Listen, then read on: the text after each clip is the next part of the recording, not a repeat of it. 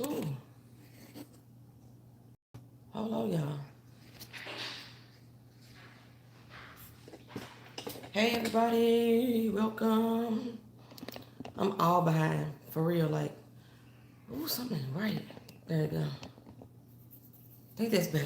What's going on, everybody? Welcome to the live. Welcome to the live. Appreciate y'all coming in. Just had 3 people didn't drop one already. Hey, Supreme Coven. How are you today? I need to come to your channel just by your channel name. I need to be there. Let's see. So, y'all know I had planned on doing a Greenleaf discussion. I had planned on getting notes together. But we just gonna wing this tonight, baby, because I fell asleep. I missed all of the Walking Dead, everything. I'm just having like a rough day already. But I wanted to talk about Greenleaf and this entire season. Since I haven't seen Greenleaf, and I'm here for all the goodies. We finna spoil it for you then. We finna spoil it for you. Give me 1 second. I dropped all my stuff on the floor. And because that's season finale. I live tweeted during the season finale, which means I ain't taking no notes. When I live tweet, I be like engaging with the people on Twitter. And there's a lot of stuff on there that went on that, first of all, I was like, how the hell did that happen? And then 2, why this didn't happen? So, if y'all want to introduce yourselves, go ahead and do so. Shout yourself out. What city you from if you like to represent that. As always, I am from the STL, but I am living in Orlando right now. When Game of Thrones next season, American Horror Story comes back on, I'll do reviews. That's how I got my name. It'll be interesting. Okay, Game of Thrones. I'm gonna have to come to your channel for that because I love Game of Thrones. American Horror Story. Y'all tried to get me to watch that. I couldn't get into it. Hello, little Miss Chocolate. Welcome. Hey, Tina from the NYC. I got your message, girl, about you planning on coming to Florida sometime at the beginning part of the year. Hopefully, I can have time away from work where I could meet with you or something of that nature. I seen Extra Bright or something. Somebody else said something at the end. Say, whoop, whoop, born in Texas, repping Oklahoma now. That's the Supreme Covenant again. I saw your attempt to watch the American Horror Story. Such a failed attempt that was. You said, no, I can't do this. I couldn't. Doran. Oh, Doran, I am so glad you're here. What a family. Doran Provost is another reviewer of Greenleaf. So I am like, and he loves to break it down. Sweet, merciful, how are you? I appreciate that, Doran. Thank you for asking everybody to show me some love, thumbs up. And because Doran breaks down the show, so we gonna try to get into this season here, because y'all know I failed to do my recap, and I figure, you know what, instead of me doing a recap, let's just come on here live and let's get into it and break it down. Is there anything specifically? Hey, Rowdy Chicken 59. Is there anything specifically about the season finale that anybody wants me to address? Because I don't want to miss a thing. And is there anything specifically about this season that you want me to address? Test it with time. Welcome. She said, you know, I don't watch the show. I just want to show some love. I appreciate it. Thank you for the super chat. Show me some love. Ooh, ooh, ooh, ooh. Say, if I'm quiet, I'll still hear listen to the review and tea, but to take a bath, I can't afford to drop this phone in the tub. Don't do that. Don't drop the phone in the tub, because poetry ain't got no liability insurance, so I can't afford to get you new one. Don't drop it. So, we got a few people in here. I guess I can go ahead and get started. Like I said, if you had anything that you want me to address, I say the season finale was good, but it could have been better. I say it was a B+. I'm about to take a bath too. Oh, y'all taking y'all bath? Maybe I should have just did the recap or the live in the bathtub. We could all been in the tub. You know, no, that might be a bit creepy. We don't want to do that. We don't want to be a bit creepy.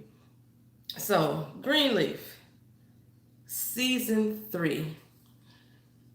How they go from a whole security team in season 1 to having guns blazing on campus almost every season. Did Noah Take the whole security team with him. Okay, let's talk about why the church ain't got security. That they got rid of Noah and they didn't replace him. I know the church was having a little bit of money troubles. I know they was having troubles. But come on now, y'all ain't got no security team. Even at the house. The dude at the house was just horrible. Malford, the one that let Zora run away, he was a horrible security team. Why he still get a job and why they have not hired in new people. And the way that they dropped off, I think I watched 4 episodes this season. Girl, yes, you need to catch up. I thought it was very action packed for the most part. Um, they gave us some juice, some good stuff. I was excited to see it come on every single week. And hey, everybody has been blessing my channel, doing programs. Got to spread the love. Oh, thank you so much. Yeah, I think that what the fuck I just do? Something wrong with my internets. Oh snap! I forgot earlier I was in Perkins, and I didn't like reset my damn internet. You don't search for this damn thing. So they, as you all aware, I don't know what's up with all our black TV shows that's like this. This is the 3rd season of Greenleaf. Yeah, I know I didn't watch the 1st season, so I had a lot of questions about the 1st season. And I think pretty much everybody got a question about the 1st season now because with Rochelle's last big comment to Grace about, I know what you did in Phoenix. Well, only person that was in Phoenix was Sophia's daddy. What you do in Phoenix, Grace? Was her daddy married already? What you do in Phoenix? You need Noah to return. You know, something. Because this, what the freak is going on? Confirm my identity. What the fuck? I'm having difficulties, y'all. Because my damn tablet is asking me to confirm my identity. We done did this. We did this already today. And I hope I don't miss anybody's comment while my head down, but I'm going to go scroll back. I'm going to scroll. I'm trying to keep, like, the comments on my tablet if I can get this sucker to work. No, they said we talking about Underground. Girl, we still looking for Noah in Underground. He should have been up around Rosalie by now. Say, you think Grace have a side baby or giving the kitty to the married man? I'm thinking it's a married man situation. I've never seen Sophia's father because, again, like I said, I didn't watch season 1, so I've never seen the father. But I don't recall if she was ever married to the father. Like I said, I know that she was living in New York because she was a journalist. He white. Okay, I figured that. I figured they was gonna have to incorporate a white person into the show, other than somebody was in a relationship with. They always do that. They always do that. And Sophia's dad seemed bitter. I think she was married to her father, Aquarius Brown Television Network. I think she was married to her father. Who was married to her father? That don't make no sense. Grace ain't married to her damn daddy. Wait, is Grace daddy white? Yeah, Grace daddy is white. I did know that. See how far I'm behind. I think she was married to her father. I think there was a typo. There got to be a damn typo. We got enough incest in this family. They had enough of that. We don't need Grace to be married to her daddy, even though we found out that ain't her daddy. We don't need that. We don't need that. So, well, as I was saying, we all know most of these black TV shows, I don't know why the hell they do this. We're in season 3, and this has only been 1 year that has passed since the very first episode in season 1. So a lot of shit has happened to this goddamn family in the past year, which was 3 years for us, but in the past year. And it seems like there's a lot of unanswered questions to me. She was married to Grace's dad. Thank you, Little Miss Chocolate, because I wasn't sure. Grace's father's black. No, Grace's father is a white dude. Not Grace's father. Sophia's father. Oh, Lord. Yes, Nicole, you're right. Grace's father is black. Lionel is black. He might be biracial. I don't know. But yeah, he's black. So what I'm going to do, I'm going to go through by episode if this crap ever start working like it's supposed to. and we're gonna talk about this, break it on down. Um, the fact that I know Grace, y'all know she killed Uncle Mac, and they only stumbled across the storyline a little bit this season with the district attorney and Grace and the Cora Lee situation. But the way they rounded out Cora Lee's story, Mac had to go. Oh, he had to go. The way they rounded out Cora Lee's story kind of makes us know that um, they not gonna revisit her killing Uncle Mac, because that was damn sure not a saying. Yes, that was a typo. I meant to say Grace was married to Sophie's father. But something happened. It's all in season 1. Okay, thank you so much. Because I was like, no, we don't need no more incest. I guess you're not the only one with bad names. Look, hey, I'm horrible with names. Y'all already know that. So you wish, whoa, did you say you wish Mac was alive? Because I feel he died too quickly. Oh, wow. Okay, as far as storyline is concerned, I wish Mac was still alive, but Mac needed to motherfucking die. But as far as storyline, because you need one good bad villain. Yet, Rochelle motherfucking Cross, she was all that this season. She was all that for me, and I wasn't sure. I love to hate me some Rochelle Cross. Coochie Cross, if we're gonna name her that from random TV reviews. Cut Across, I think Rock called her Cut Across. She had all kind of names. Rochelle was everything. Yes, sweet merciful J. Yes, everything. I think the character took a toll on the person who played Mac. You know what? Because a lot of times, Nicole, you're right. Because a lot of times, we as viewers don't know how to separate the character from the actor. Sometimes, as y'all can see with Bill Cosby, everybody, that's another story there. We don't know how to separate the character from the actor. So, yeah, that's a lot of mess to be portraying, and he was good at it. He was so good at it, it made you believe, did he really do it himself? Mac didn't have no heart at all.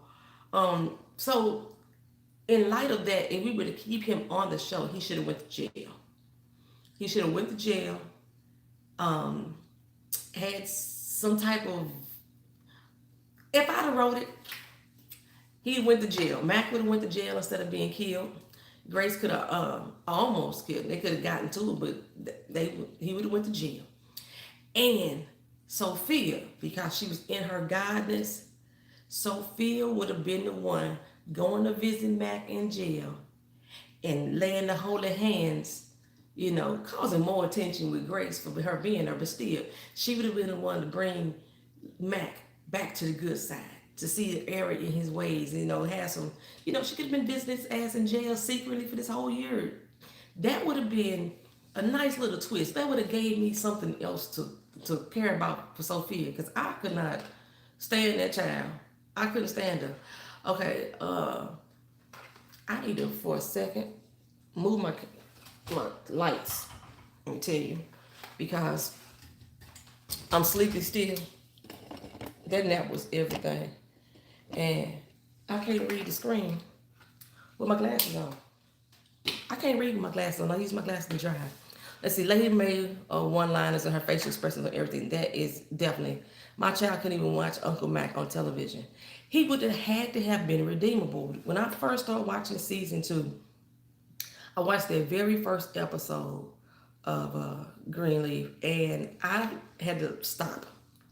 It took me a while to even come back to watch the second episode, because it hit me so much in my motherfucking feels. Because like I explained to y'all before, I'm a child of molestation, and the realness of what was going on, I was so mad. Talking about a sister cussing, I was cussing all through the Greenleaf church service. I was cussing because I was so angry, and I couldn't control my emotions on camera to even come talk about it. So I took like a break. Then I came back. I was like, all right, it's just a TV show. Let me get back to it. So yeah, he would have had, in order for him to stay on the show, he would have had to been in jail for me, and Sophia would have been the one, like, bringing him back to God, like, for real, and like I said, that would cause some type of animosity. We still don't know enough about, hey, Dre the Goat, hey, baby, what's up? That's my YouTube boyfriend, y'all. It's the only time and place that I will be a cougar is on YouTube. It's with Dre the Goat. And I've never seen him, so say, you remember me, you need to shut up. Yeah, I remember you. So, yeah, that would have been a nice storyline, I thought. So we're gonna go back to episode 1. Episode 1. That's when they find out that they got a $2 billion tax bill. Now, y'all already know that I had issues with this $2 billion tax bill. Poetry is a jack of all trades. So you are a cougar in these YouTube streets. How many things about you slips? Hey. I'm a cougar that's still celibate. So what's the topic? Boy, if you don't read the damn description of the show and the title before you come into the live. The topic is Greenleaf. We're talking about Greenleaf season 3. We're going to try to go through a few little things that we think was good, bad, and ugly, and otherwise on the show, and about that finale. So, like I said, I didn't do a real recap, so we're going to go through the little season 3 finale. Let's start there and work backwards then. He said, shut the hell up. See, I like to keep my man in check. You see that? Bam! Boy, shut up. No, I'm just kidding. So, that season 3 finale. We opened up pretty much the same way that we ended. Basie was sitting there with that gun up to Bishop. He had a nice. I think there was a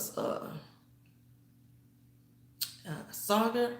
That's what type of gun. It didn't look like it was a Glock. It looked like a Sauger. See, Lady May pissed me all the way off. She treats her daughter. She never listens to them. She's a little bit of narcissist, Little Miss Chocolate.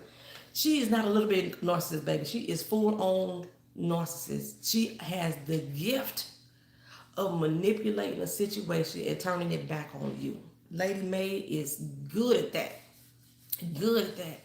So, we start off with Basie with the gun on Bishop. And Bishop still in the middle of giving the best sermon of his life, trying to save his life.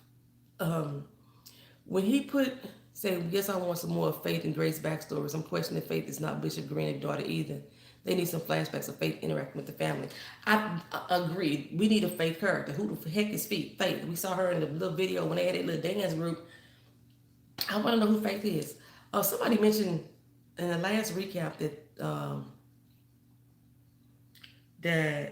no, this wasn't even on my channel. Damn, what channel was I watching?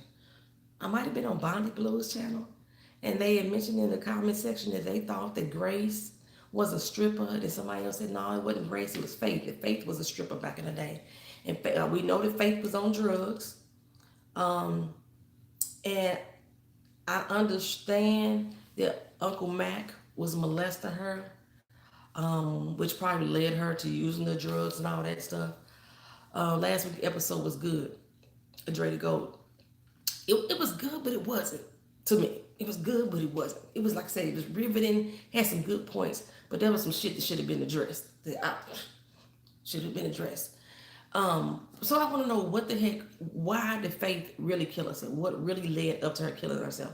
I just can't believe that it's been all the years that Mac molested her that drove her to killing herself. I want to think that it's more layers to it than that. I know it's possible. It could happen. People deal with tragedy in different ways. But like I said, we already know that she was kind of like, she was using drugs as a method. Was the drugs is what made her commit the suicide and finally take her life? What really drew her there? I need to see that play out on screen. We need some flashbacks of Faith's life and the interaction. And the fact that Grace was gone for 20 damn years, it was kind of ass at the same time. It was kind of ass at the same time. But the fact that Grace was gone for 20 years, how much contact did she have with Faith over these 20 years? For her to come back with such a vengeance She was seemingly the only person that wanted Mac to go down that bad. She took off for 20 years. Jacob and Charity was there with Faith. But she was the only one that came back like with this such hate in her heart, like you killed my sister, as if she killed a sister that they were seriously bonded together. I understand that Grace knew about what had happened, but she had blocked a lot of that out of her head. Mac, Mavis, and May's father was a molester. The fact that Lady May didn't believe Faith when she told her that they was being molested, that didn't make sense to me at all. She was so die-hard set against the fact that her dear brother Mac could not possibly believe that he was molesting her sister. Mac was probably molested. Okay? I know some stories, I know some peoples and some real life, some peoples in my family that was molested as a youth, that they started molesting as they got older. I don't know. It's a mental thing, a mental block. Mac was probably molested too. Ain't no telling. They don't give him no excuse though. But Mavis, just all of them. Mavis was so dead set against helping Grace, get Mac together as well, that I'm thinking, but then you didn't do the same shit for your sister. You knew your sister was being molested. It was almost like May was jealous. The daddy molested her. I think I told y'all that before. When I did my colorism story on here, you can check that video out. Ty, Tested with Ty, she was in the live earlier, gave me my super chat. Thank you, Ty. She did ask me to do a video on colorism. And in one of my videos on colorism, I mentioned that one of the ways I was able to identify colorism in my household is because my uncle, he only molested the light-skinned kids, or what he thought was to be the light-skinned kids. Anybody that was darker skinned didn't get touched unless you had super long, pretty hair. That's the only ones that he molested. And the person was like, and I said that my cousin was upset about that being a child. She didn't understand that I was being harmed. She thought that she just wasn't getting the love. She just thought that's the way that love was being shown, and she wasn't getting the love. So she was hurt and jealous about it. And I'm seeing, that's what I saw in Mavis. I was like, Mavis had that hurt coming up from youth. They said they treated her like shit, which they did my cousin like that too. Treated her like shit as well. And so she wasn't getting all the attention and everything that came with, because I was always taking on secret little trips and shit like that, because I was taking on secret little trips so the motherfucker come molest me. But they saw it as I'm getting the special treatment. I'm getting taken on trips. I come back with ice cream and stuff. Some bad shit happened in the house. I 9 times out of 10 didn't get accused of it. You don't want to, you know what I'm saying? Because if I got accused of some shit that I didn't do, or even some shit that I did do, I just might tell. You know what I'm saying? So I saw that in Mavis. They need to bring Mavis back and really do a character. Oh my God, they need to do a character development on her. I have never seen Oprah Winfrey play such a character that had so little development. So Mavis was just a hot damn mess that didn't go nowhere. What the fuck? Sorry about that. So back to the finale. That's what the hell we was talking about, y'all, the finale. Okay, so back to the finale. We start off with Basie in there with Bishop. I could kind of understand maybe Bishop really getting to Basie, really getting to his feelings and his emotions. But when Corinne walked into that office and he turned that gun on her, that's the best acting I've seen Corinne do all season. Let me say that for real. She had that, she had it. She was like, oh shit. The fact that not one single person thought to call the police. I know Bishop told Corinne don't call the police, but Corinne ran out there to Lady May and Maxine Patterson. Where the fuck Maxine go? When she ran out there and told Lady May that the Bishop was in there with Basie and Basie had the gun on her, we didn't see not one more hair of Maxine Patterson. We didn't see her at all. Where'd she go? She was on this whole thing like, girl, you got the church. Now you in her, it's tragedy in the church, and you disappeared. Like, where her security? What happened? What happened to the security detail that they were supposed to hire? Remember back, I want to say 4 episodes ago, that was one of the big arguments. They had to move the Day of Lady May over to Calvary because they was increasing security, and they increased the security because Maxine Patterson was there. Where the hell was this security at this church? I didn't get it. Not only did Basie walk up in the church, he walked out of the church with a gun in his hand, sweat pouring off his brow, hair all disheveled, and not one single person. They already said the town is small. Oh shit, I lost that. I think she should have ran with May to see what was wrong with Bishop. She should have ran with May. That's her best friend, her good best friend. She should have ran with May. They need to hire a security team. They did hire a security team. That's what I'm saying, Doran. If you remember the episode when they were talking about the Silver Jubilee, and they was talking about them moving Day of Lady May to Calvary because it was supposed to be somewhere else, they hired a security team because she needed extra money to do that. Unless that was the money that he gave to Rochelle Cross, you know. But no, she's supposed to hire an extra security team. Basie strolled his ass up in there. They say Memphis is small. Everybody and their mama looking for Basie skanks. Basie skanks roll his butt up in his church and then walked his butt back out of his church with a gun in his hand. Ain't nobody said, oh my God, there's Basie skanks. Nobody. Say, hey, Miss Honey. Hey, Twisted Honey Bees. Last few episodes have so many loopholes and trapdoors. I'm not impressed. Baby, watch Miss Honey's recaps and reviews. Like, okay, I know when we was on Power, me and Miss Honey was feeling the same way on the Power episodes. On this particular season of Greenleaf, I didn't point out a lot of the loopholes, but Miss Honey was giving it to us, baby. She was giving it to us. And this particular, the finale, I sat there and I watched it. I was like, boy, Miss Honey, she ain't gonna like this for her. I know it. I know she ain't gonna like this for her. It was crazy. It was crazy.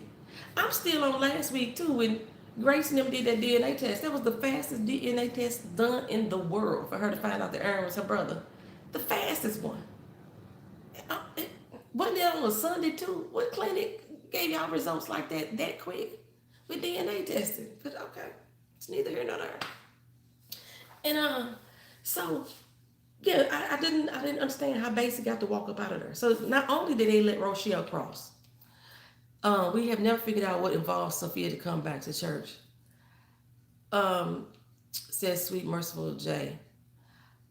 I didn't see Sophia in church. I must have missed her. If she came back to church, she came back because that was the bishop's last sermon. That's the only excuse I can give. But I don't remember her being in church. When he passed out on that floor, I don't remember seeing her there. Girl, yes, Tina. we knew it. We've been saying this since season 2 that Lionel was Grace's daddy. Aaron is her brother. Yes, indeed. Aaron is her brother. And like someone said earlier, I wonder if Faith is really, because Faith and Grace look the most alike according to that picture. What happened to Sophia? They dropped her character so fast. Like, who's so? Okay, so like, am I the only one that did not see Sophia in this episode at the church when Bishop passed out on the stage? I didn't see Sophia there. Maybe I need to go back and rewatch the episode. Now, when we had the dinner at the house a month later, Sophia was at the table, but I didn't see Sophia at that doggone church. But like I said, you know, I wear glasses. I could have missed that shit. So yeah, the whole thing with Basie and the fact that they let Basie walk away. They let Rochelle walk away. At the last episode, she was on the stage when he passed out. I didn't see that. I swear I didn't. On the last episode, I saw Lady May and Grace run up to Bishop. Zora was in the audience. Charity was in the choir. Jacob was, the hell was that? As they even panned the incident, I saw Sophia picking up Zora at the airplane. Their relationship here real quickly. Definitely binging the next Sunday. Who's Aaron? Remember, I missed so much. Okay, Aaron, in season 2, um, Bishop had a friend named Lionel Jeffries. And Lionel Jeffries was the man that Lady May has had an affair with.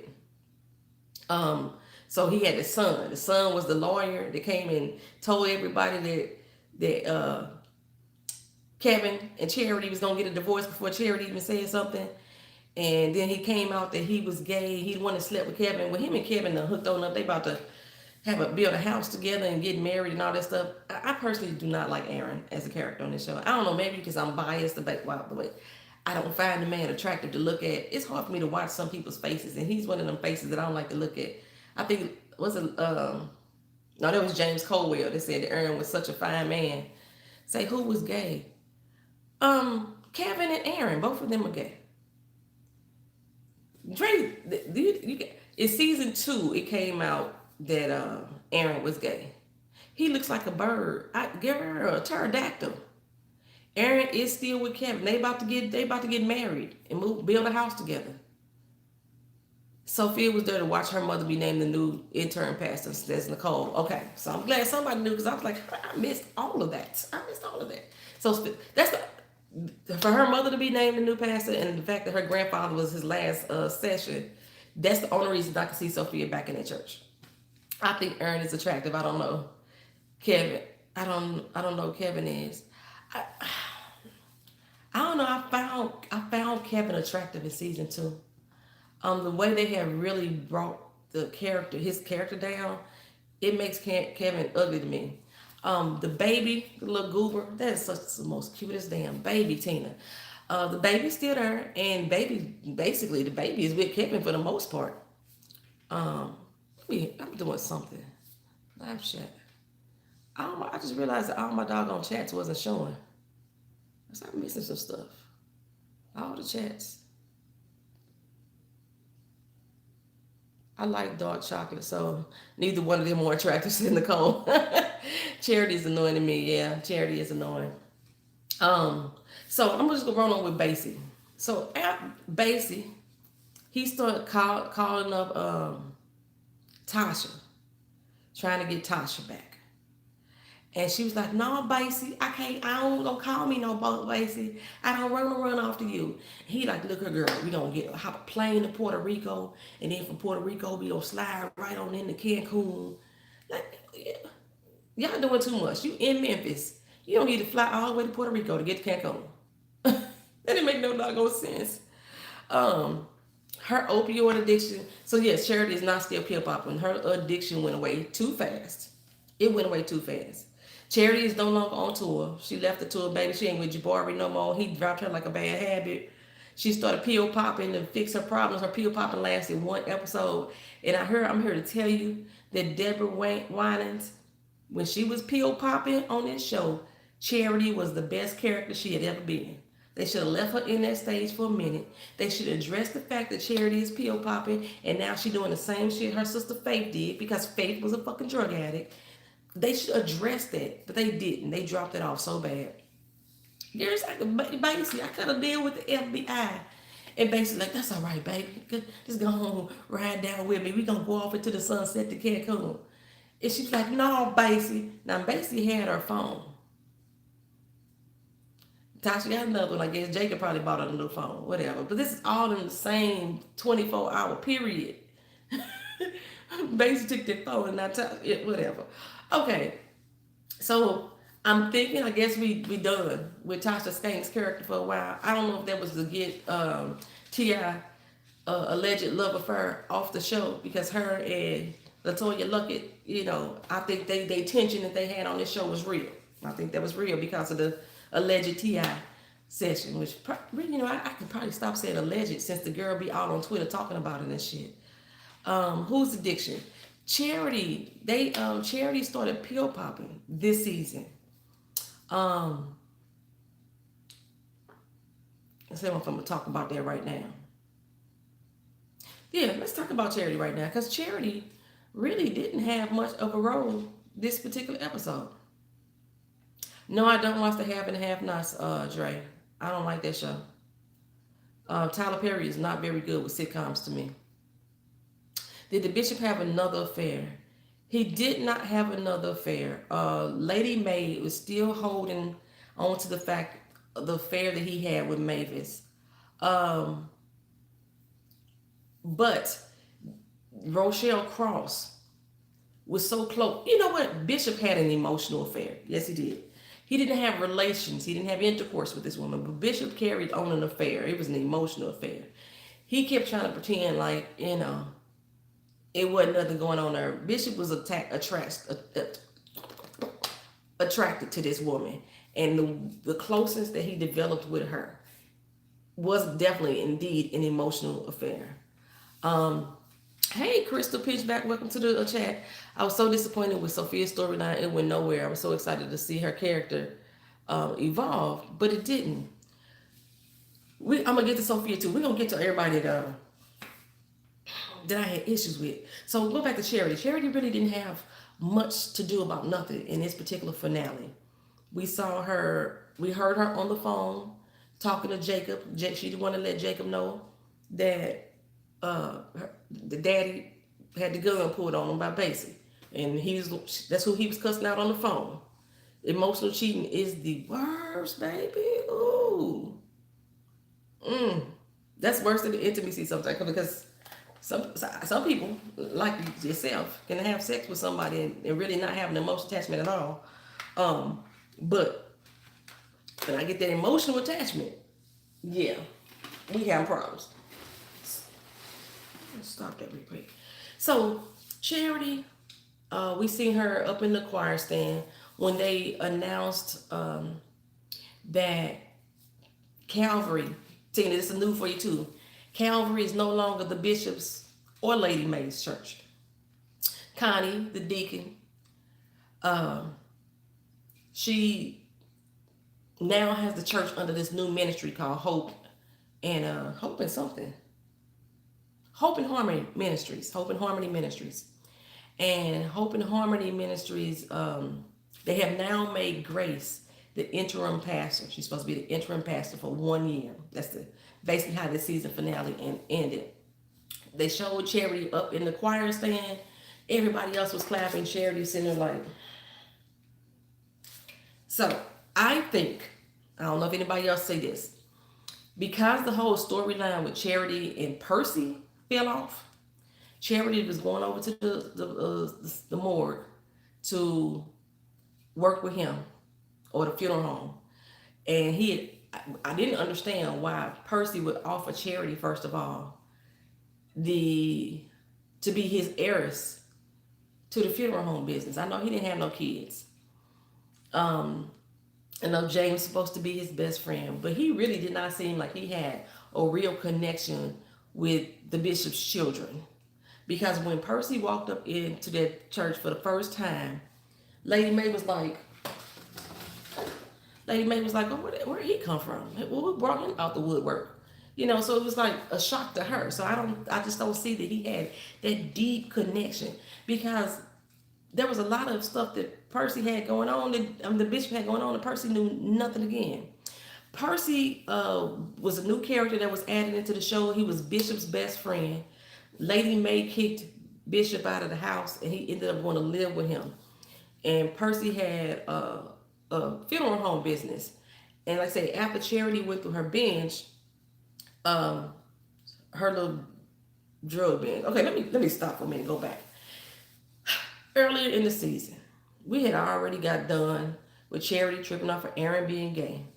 We had already got done with Charity tripping off for Kevin, with Kevin being gay. And we had already got done with Charity tripping off of Kevin hooking up with Aaron. That was done with.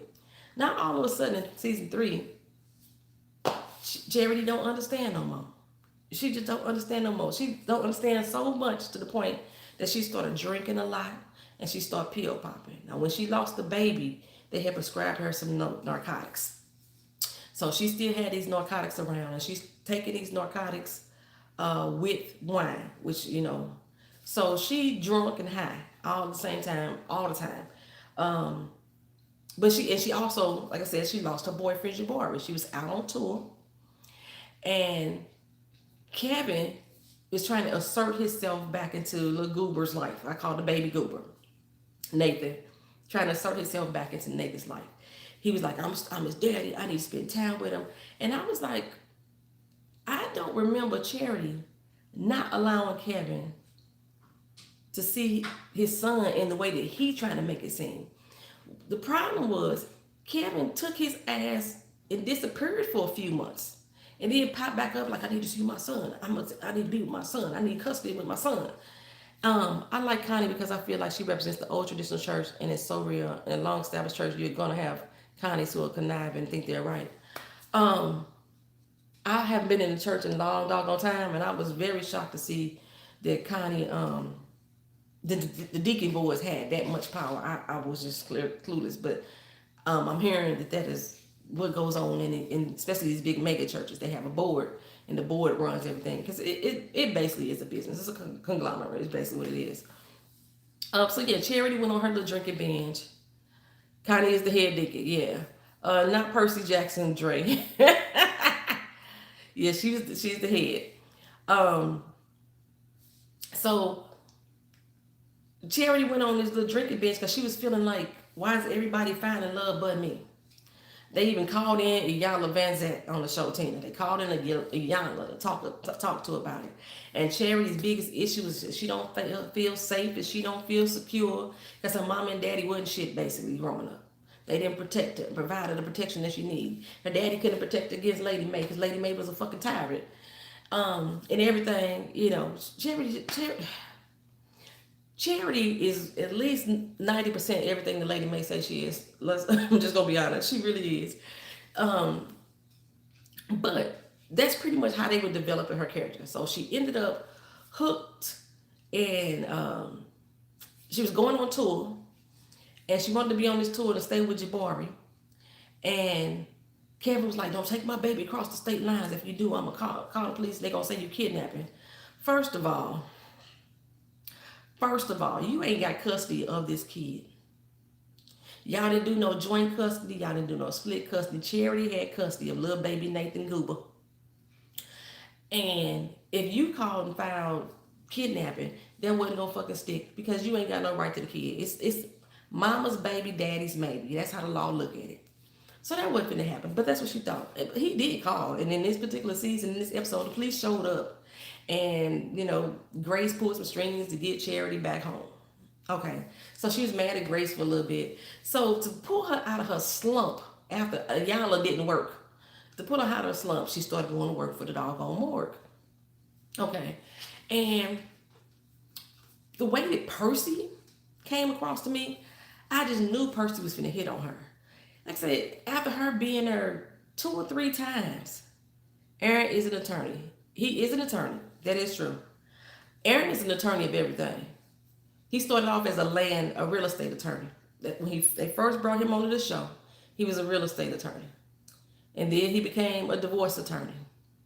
And now I guess he's a child custody. No, he's a Jamaican attorney. He got 10 jobs. I was like, Aaron does every doggone thing. He was doing some other type of attorney in before too. I'm surprised Aaron wasn't the one handling Coralie's case. I'm so surprised. A divorce lawyer, he was everything. I wish you would have got with Percy, like you said in the earlier review. You could have gave her character spice. I just knew that they was going to have Percy hit on Charity and Charity get with him. Because Charity is always looking for love. And he was giving her not only the attention that she wanted, he was giving her the praise. He saw in her what nobody else saw. And I was like, it's creepy as shit because that's her daddy's best friend and he an old ass man. That'd have been creepy as hell for him to get with Charity. But that would have gave her character so many layers to spin off of. Charity character is so fucking flat. Said Percy is too busy paying hookers. He could have paid Charity. He could have been our sugar daddy. Kicked her down. He is about to give Charity his funeral business. That's what I'm saying. I didn't even see that he even was that connected to the damn family. Did he say, you know what? You really good with people, Charity. You that damn good with people. You so good with people. You know how to comfort them in their time of need. I'm not going to be around her for too long. So I'm going to go ahead and offer you the damn funeral business. The fuck? Really? If anything, you would offer it to Bishop. That's your best friend.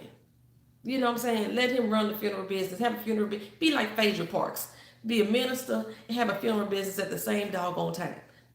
I could have seen that. But to offer it to charity, come on. After she went there 3 times and helped some grieving families stop crying. Come on, man. He offered her the whole damn business. That tells me that there should have been a relationship of some sort developing between her and Percy. But now the bishop moved out of the house. What was Percy doing the last episode? I was just about to say that, right, Miss Honey. Ever since Bishop moved out of Percy's house, we ain't seen another scene from Percy. And I honestly thought that Percy was helping Rochelle Cross and Basic Skanks along in his whole little way because he was so persistent on him and Lady May breaking up. He probably had some hater juice up in there. Because he ain't got he done had 3 failed marriages. He got to pay for the coochie. He probably had some hateration. I don't want my best friend to have a wife and everything. Don't work it out with her. Don't do that. Go to this little young thing that's talks her ass at you. They're probably gonna ride up on you, give you a goddamn heart attack. As you can see from this doggone season, his heart wasn't strong any damn way. Probably would have gave him a blowjob and the motherfucker would have passed out.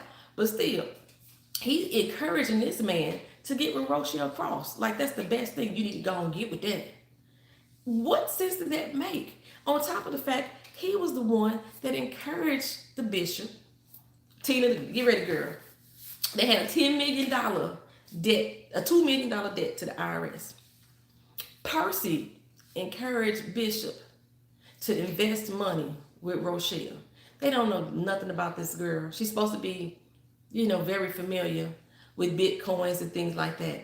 But she has already had a reputation of destroying other churches, fucking with their money and fucking with the pastor. Gave all of his money to her.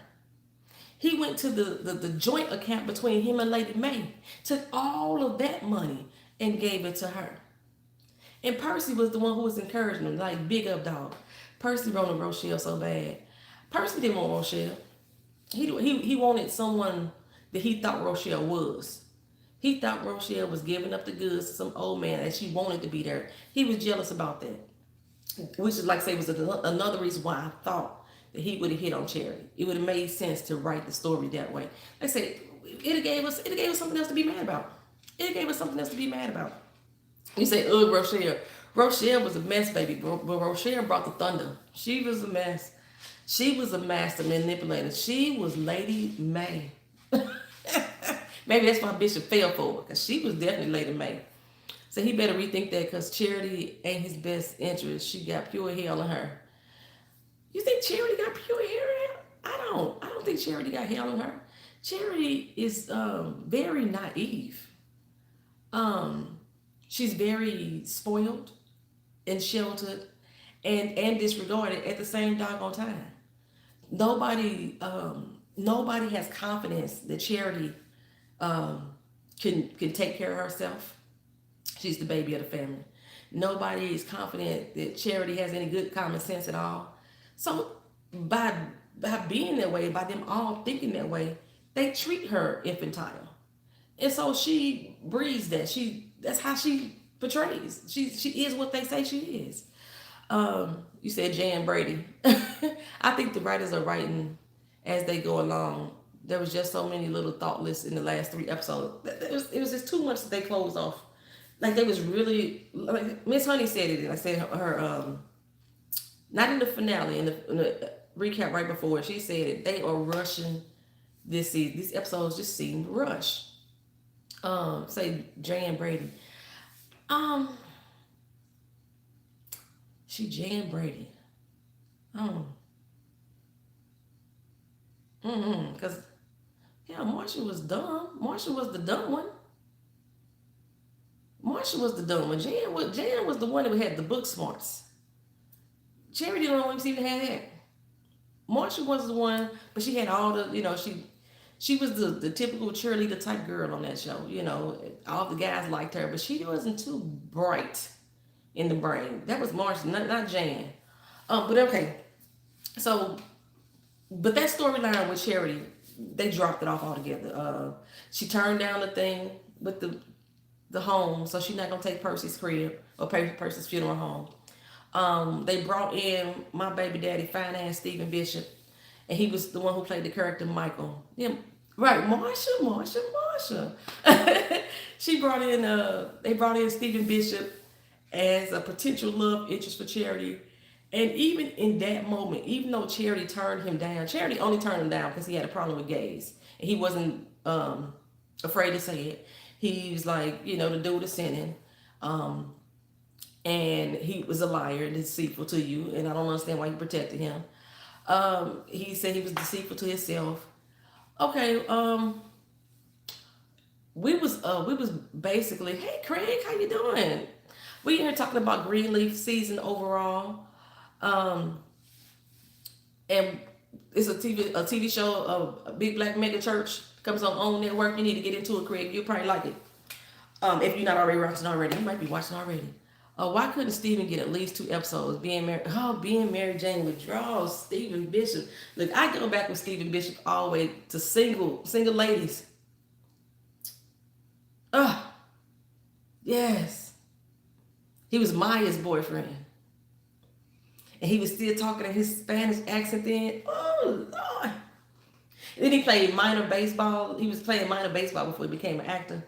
Love me some Stephen Bishop. Oh, my goodness. That's a man that he ain't got to be chocolate for me for that one.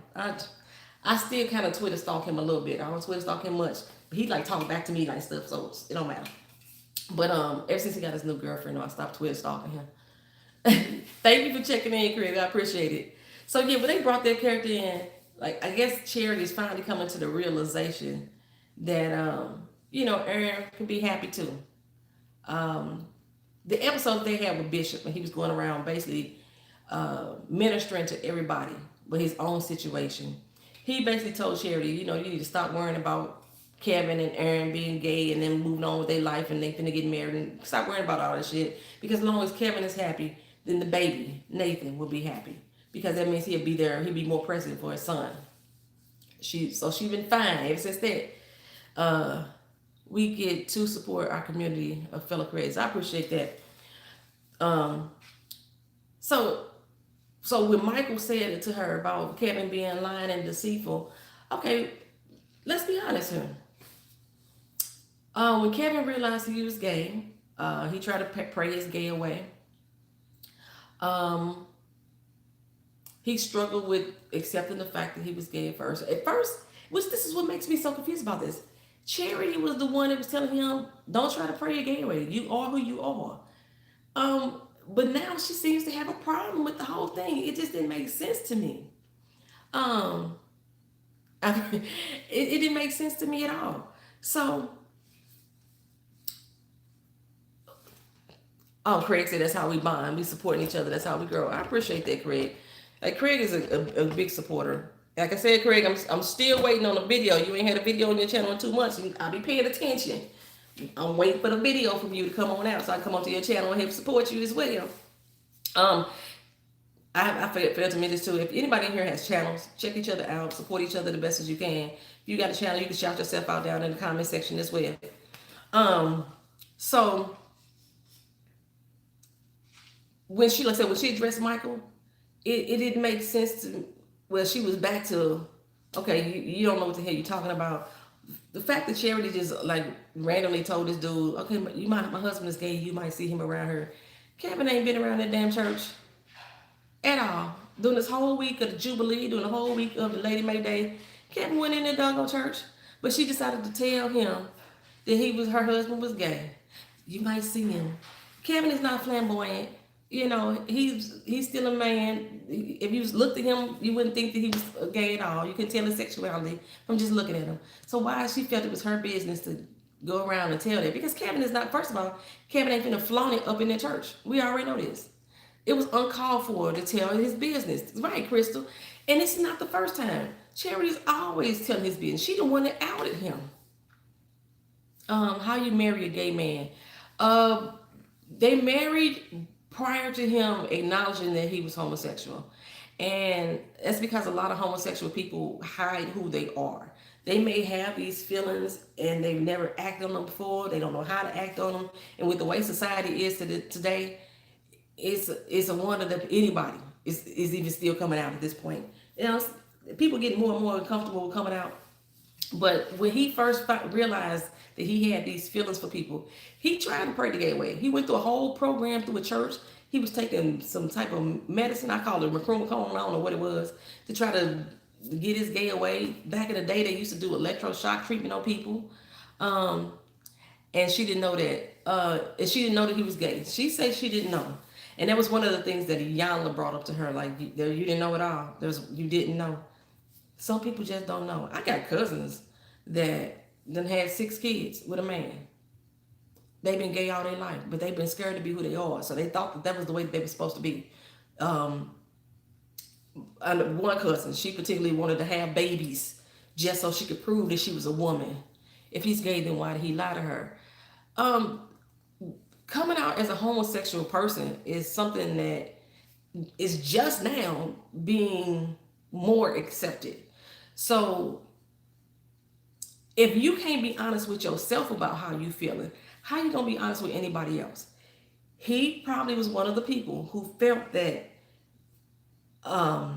if he went through the motions, got a wife, had a kid, then all those feelings that he felt for the same sex was being suppressed. Yeah, it's more common nowadays. You're right, Tina. So he went through the motions of finding a wife because he still was attracted to women as well, but he's more attracted to men. That's what he wanted to be. So in this particular year, you don't commit to a relationship with a woman when you want to lay with a man. A lot of people do. A lot of people do. A lot of people have. A lot of people still will. And a lot of times there are people, like I said, that not only are attracted to a man, they attracted to multiple sex. They attracted to multiple genders. There's so many damn genders out here nowadays. So, and sometimes there are women. There are a lot of women that I know personally that want to get with a gay man because they seem to find that they think it's the best of both worlds. You have this feminine man with these feminine qualities, so they're kind of like a girlfriend at the same time. But they look good because they're still a man. They still sexy, so they want to get with them. So it says wrong in your eyes not to tell her up front. Is it bad or worse telling her after the fact? I'm gonna say it again. If you can't be honest with yourself about who you are, I'm not gonna tell you what the fuck anything about me if I can't be honest with myself about me. If I can't accept the fact that I'm gay and I'm denying it myself, why am I going to sit and tell you, guess what? I'm gay. I got these feelings about the same sex. That's not gonna happen. That's not gonna happen. I think the real issue is that he isn't happy with her, so it's an excuse to not be with her. Nah, I didn't think that either. I know women who are pansexual. Yeah, I know a few women who are pansexual. More and more are coming out. I know some women who want to be with a girl because they think they're getting best of those worlds. They got their best girlfriend, but then they got somebody. These are the ones I know that usually date women that are studs, women who dress more masculine. So they think they got the masculine looking person, makes them feel more comfortable with being with a girl. But then they got their good best friend as well. A pansexual is someone, if I remember correctly, because Ramblin' K did a video on it. A pansexual is somebody that is attracted to all genders. It's no longer just male and female anymore. We got male, female, transgender, we got asexuals, we got bisexuals. So a pansexual person can be attracted to anybody. They would date a man, they would date a woman, they would date a transgender woman, they would date a transgender male, they would date an asexual. Pansexuals are attracted to people. That's the best way to explain it. They're attracted to people. Then that's what Janelle Monáe, she came out and said that too. That she was pansexual. Bisexual is attracted to both sexes. Okay, there's a difference between a sex and a gender. Sexes are just completely identified as man and woman or male and female. But okay, he says he's asexual. I ain't sure Dorn is for real or not. He might be for real. I'm just trying to give you another example. I don't know if you watch Love and Hip Hop. Mimi was dating a girl named Melissa on the show. Melissa identifies as being male. She identifies as the male sex. She is a woman. She was born woman. She had a vagina. She got all the female parts. But in her mind, she feels that she is a man. She can't afford to go through the surgery to change her body parts, but she feels she's a man. So because she feels that she's a man, Mimi does not consider herself to be in a lesbian relationship because she's dating a man. That's one type of pansexual relationship. And so even though she's born a female, which is her sex, her gender is identified as something else. And I can't remember what that's called. I want to say it's the one with the P. They have so many different categories now that I may be disrespectful, but I say it's the alphabet people because they have so many letters now for the type of genders that people are identifying. Like, I think the one I'm most confused about now is like me considered as a straight person. I think I'm cisgender or cisgender. Is that what the hell it's called? There's a lot of different genders now. It's not the same as a sex. It's IBG, LBGTQI, APK, and then there's a plus sign at the end. Cisgender. Okay, so by me being a straight female, I'm considered cisgender. I didn't know what the fuck that was. So I'm a female as far as my sex classification. But I am cisgender as far as my gender classification. A cisgender is, if I remember correctly, cisgender is someone that is straight. They don't have sex with any other genders of people. They're not attracted to any other genders. Cisgender or cisgender, I forgot how it's pronounced. So you don't know what I am. I'm so done with Dre. So I don't know. I may talk about it more on grown folks. Oh, sure, plug.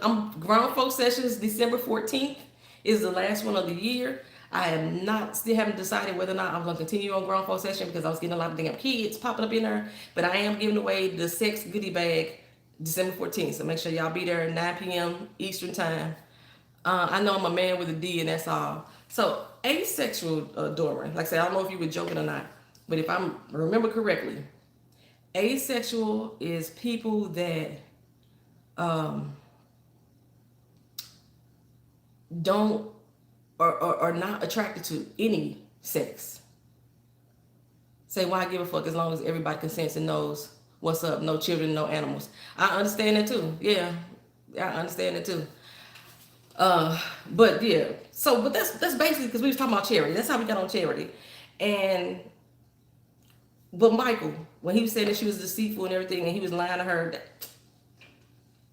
and then Craig was kind of hinting on it. He was like, why even get married to her if you couldn't tell her the truth? Like I said, you can't tell the truth to yourself. And if he don't understand himself, what's going on with him physically, mentally, how can you share that with anybody else? Like you don't even know what it is for you to even really explain it. But so when Michael said that he was being lying and deceitful, in a way, he is. What is it called when your teen in those days had a relationship with the same sex, but then the attraction left and you're now pushing 40 and classified straight? Is there such a thing? I would classify it as bisexual. I don't know what they classify it typically now, the politically correct word for it, but that's what I would classify as first. You say, I love meat.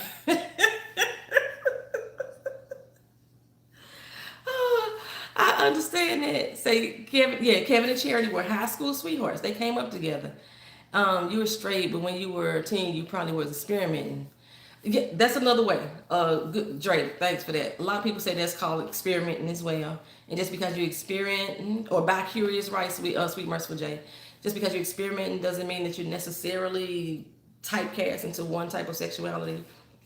So, yeah, there's a lot of things that are going on. But I do think that, like I say, in a way, it's still considered, I guess, a lie by omission, by like you said, by not saying anything. But you know, let's say Charity checked him. She moved on from that. But I really thought he should have been there a couple more episodes to really give us, um, to really see Charity develop into her shutting him down. It just all of a sudden just came on, like the light bulb moment just came on. Like everything that had been said about, he said about Kevin, like that just really set her off. Like, but you've been having these same feelings and stuff this whole season, although you didn't have all these same feelings in season 2. Like her good friend at the church, he was gay, the choir director. No, give me protein. Y'all so crazy. We gonna come back to the booty meat question and the eggplants and stuff in a grown folk session. Come on through that way. So I think that they really should have developed that more. As far as her and Michael, to see her grow into, oh, I'm finna shut you down. I really don't like the way you're talking about my ex-husband. I really thought they should have brought that on.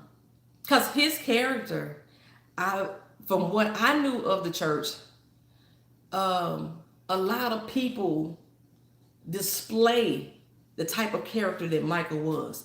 They may not even necessarily believe it or feel it themselves, but when they in the face of other good church folk, they show how aggressive they are against homosexuality in that manner. They are really steadfast. They believe that they are following the scripture to the T. We all know that everybody can't follow all the word.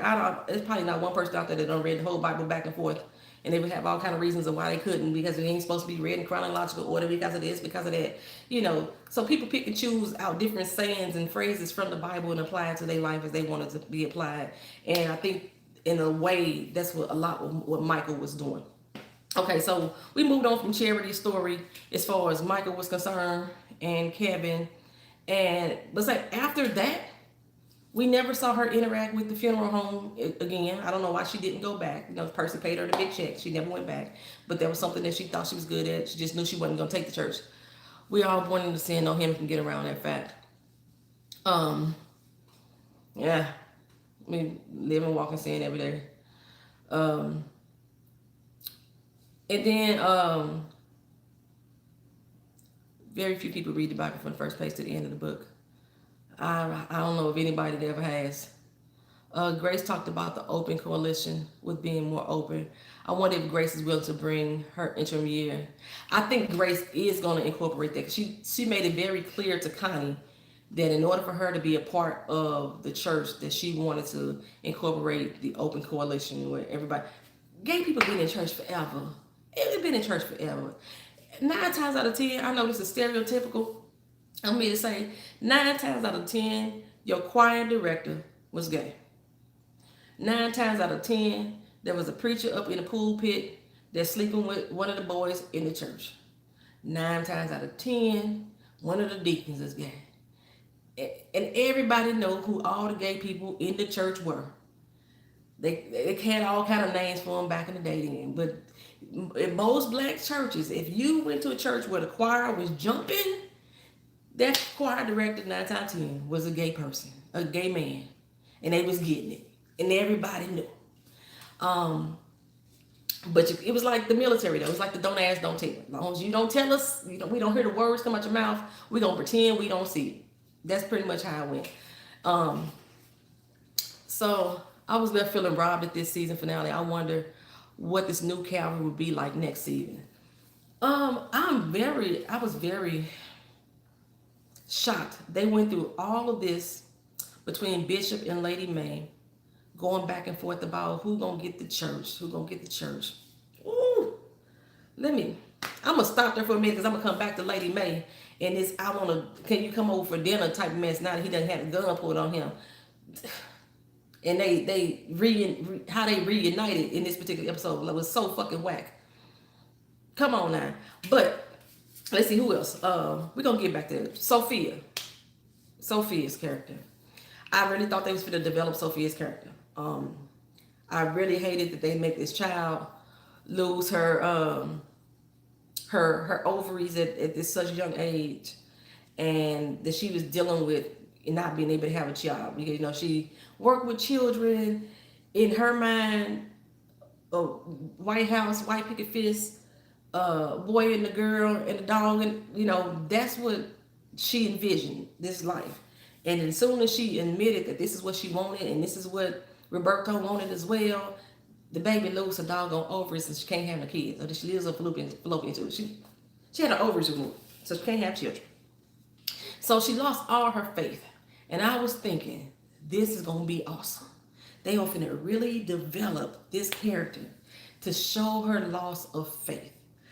Because there are so many people who have walked away from the church or walked away from their faith because something tragic happened to them. And I thought that would have been such a great story to really bring to the forefront for people like me. I left the church. My daughter, 15 years ago, I left the church. And I walked away for a lot of doggone reasons. But I had walked away previously for religious reasons because I didn't believe, let me tell you, I didn't believe God listened to me at all. I could pray for people left and right. I could lay hands, speak words over them, and whatever I would pray for that person will come to fruition. When I prayed for myself, shit didn't happen. Nothing happened. I honestly I had a discussion with my cousin, and y'all see her on the channel sometime, just be real. I wrote her a 5-page letter, I think it was, saying, I think the guy hate me. I think that him and the devil done made a deal together to see who could really hurt me, and if I could really be how bad I could hurt before I'm brought to my knees. I would say all kinds of stuff. I had all kinds of things. It never failed for me that, like I say, I could pray for everybody. I was going to church 3 times a day, 6 days a week. I was in every type of ministry. I was doing everything. I had stopped being a hoe. I told you I had a hoe day. I was stopped being a hoe. I was volunteering services. I was doing. One time, my car broke down. Our church didn't have a bus. I was with one of these churches that I later found out that he felt that if you couldn't afford to purchase a car and get your car fixed, then you must not be walking with Christ in the right way. Something ain't moved in your life. So I felt that, okay, my car broke down. I couldn't afford to fix it at this time, but I'm going to rent a car. I was renting a car for 3 months just to make sure I went to church 3 times a day, 6 days a week. And I only had 1 day off because I was working doubles on those days and the day I had off. I was dragging my baby in and out of church. She was in child ministry. She was in nursery ministry. She was in everything. But like I said, and I could go to people. I was going to people's house, praying for them, laying hands on everything. Did it all. But when it came to me, she was steady falling apart. And I'm thinking, what the fuck is that? I got to keep being knocked to my knees. So I understood where Sophia was coming from. And I really would have liked to see her address that more. All we saw was Sophia just crying, saying, I ain't going to church no more. I ain't going to church no more. I mean, she had a discussion with Bishop. I thought that was a cool little talk. But the fact that nobody talked to this child before, other than Bishop, that one single time, you says God doesn't hate any of his creations.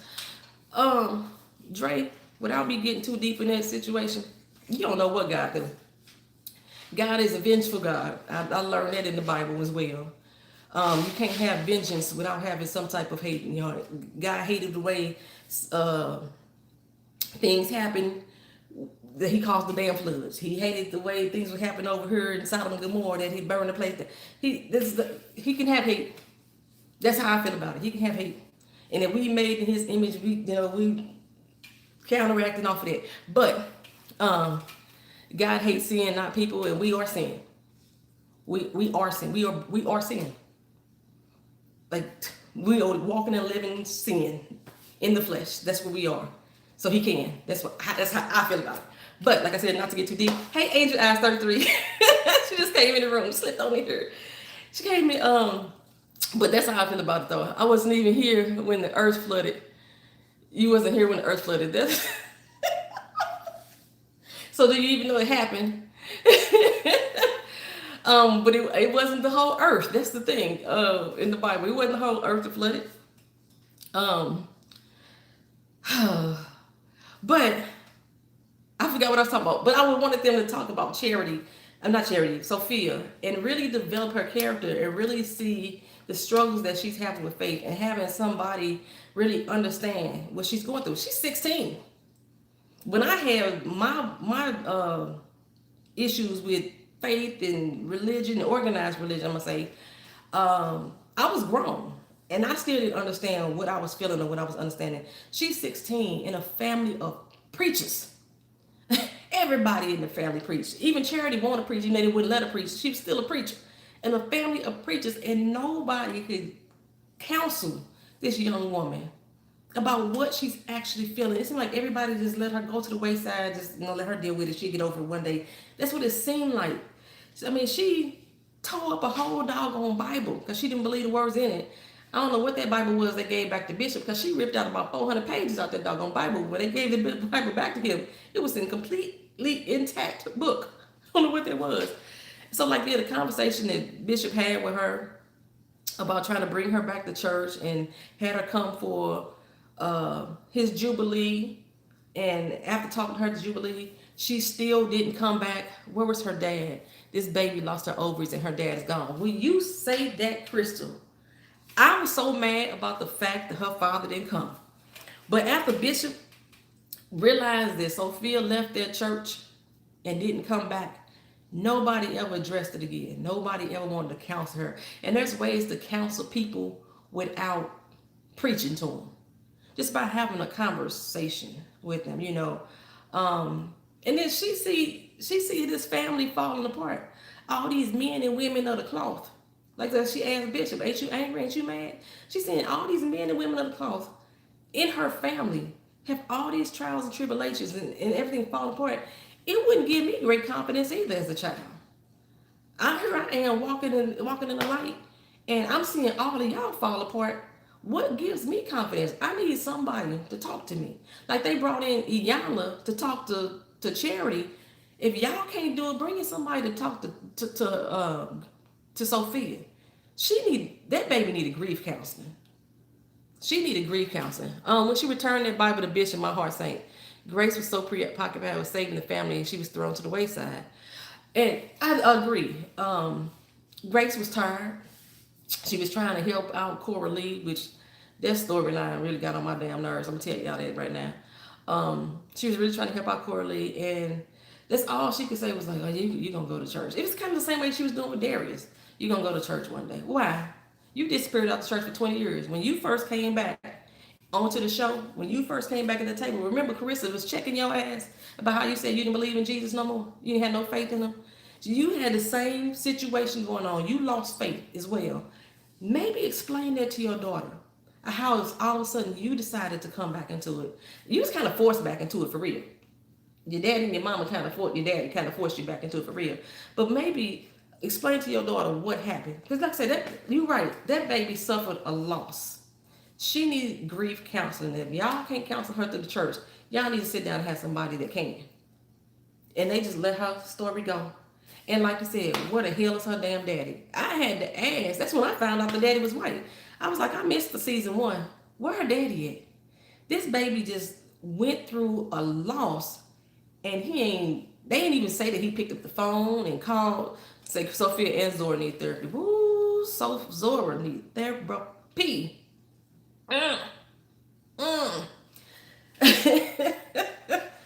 Zora she's a chip off the old block, baby. She got it honest. But yeah, Sophia's dad, like, where is he? Why he ain't brought him back? They didn't even make any. You say, God, I believe. I don't know what you mean by I missed something, Miss Honey. You saying, God, I believe, or you just you just confessing right now that you believe. One of the things I said before in one of my recaps, it's not that Sophia does not believe in God. She lost faith in him. That's why she said she don't want to be with him no more. She don't want to love him no more. She said she's tired of loving somebody that ain't loving her back because she feel like she ain't love. It's not that she don't believe in God anymore. She lost her faith in him. Go on, confess, sis. You go ahead. So I just felt that they really just dropped her story. The fact that They couldn't even show her calling her daddy. Her daddy showing up to the hospital. Nothing. It made no sense to me why this young lady ain't got no conversation with her father. And like I said, I missed all of season 1, so I was like, they got a bad relationship. I thought she loved the daddy. I thought they was cool. I was confused. I don't know. So I'm like, where's the daddy? Where your daddy at, Sophie? Where your daddy at? I need to know. And maybe they'll address that in next season. I don't know. Because they drop a lot of damn storylines here. They drop a lot of storylines. It's hard when bad things happen to good people. She didn't understand why something bad happened to her when she was doing everything right. That's why she snapped on Zora. That's true, Crystal. She felt like she was doing everything. It was a missed opportunity this season not opening up with the Sophia storyline. What was the rush? Very missed opportunity. Like I say, even though I myself am not back in church, yeah, that probably would have helped minister to me. For me to see them walk her back into the faith or to get her to understand what she's feeling. They needed that. They really needed that this season. This whole episode should not just be about the drama. The Greenleaf's got a lot of drama, but this is a family drama based with a religious premise, a religious foundation to it. Minister to your fans that watch the show. It would have gave the season a whole thing. Everything you go through in life is a test. Well, shit, I felt like I was failing at every test. And I felt like I was the only one failing. And I figured that's what Sophia, she thinks she's going to fail at the biggest test. And they didn't address it. They didn't address it at all. And the fact that they wasn't even touched on the last few episodes. She left off the church, she gave the Bible back. We ain't said nothing else about it. We got the Silver Jubilee done happen. We got Lady Mavis so worried about taking over the church. She worried about making sure that Zora all right. Good night, sweet merciful Jade. I appreciate you coming here. I know it's late. And I know we got to get up and go to work tomorrow. But this church business right here, this church business. But Lady Mavis was so busy about taking over the church, and she was worried about Zora. But what about Sophia?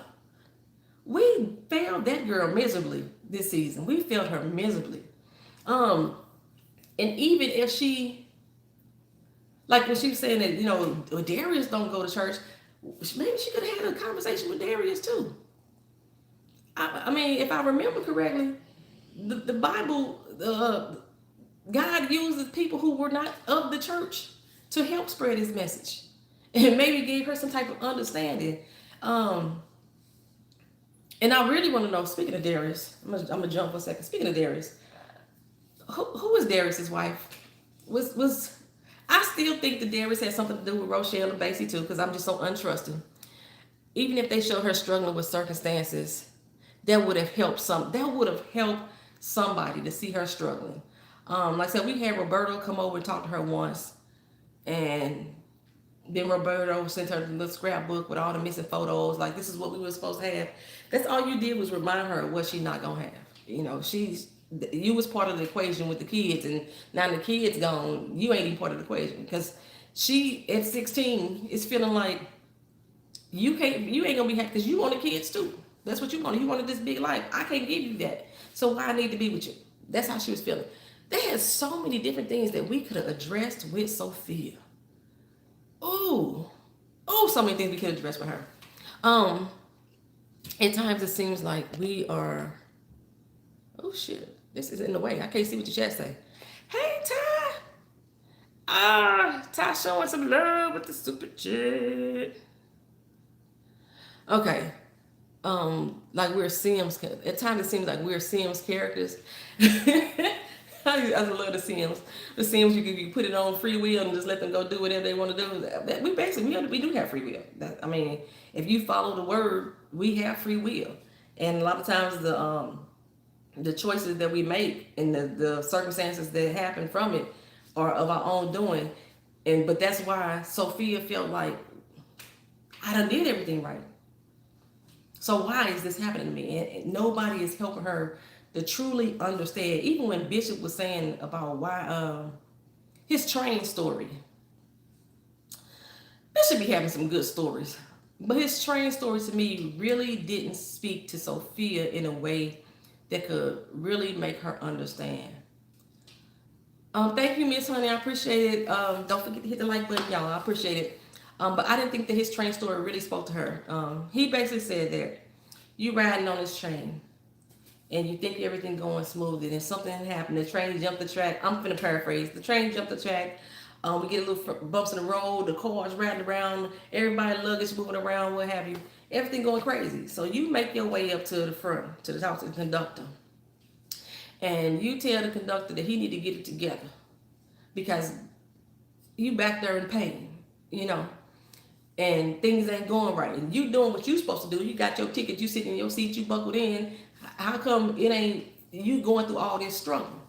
And he said he told her that basically when you go back through there, everybody back there struggling.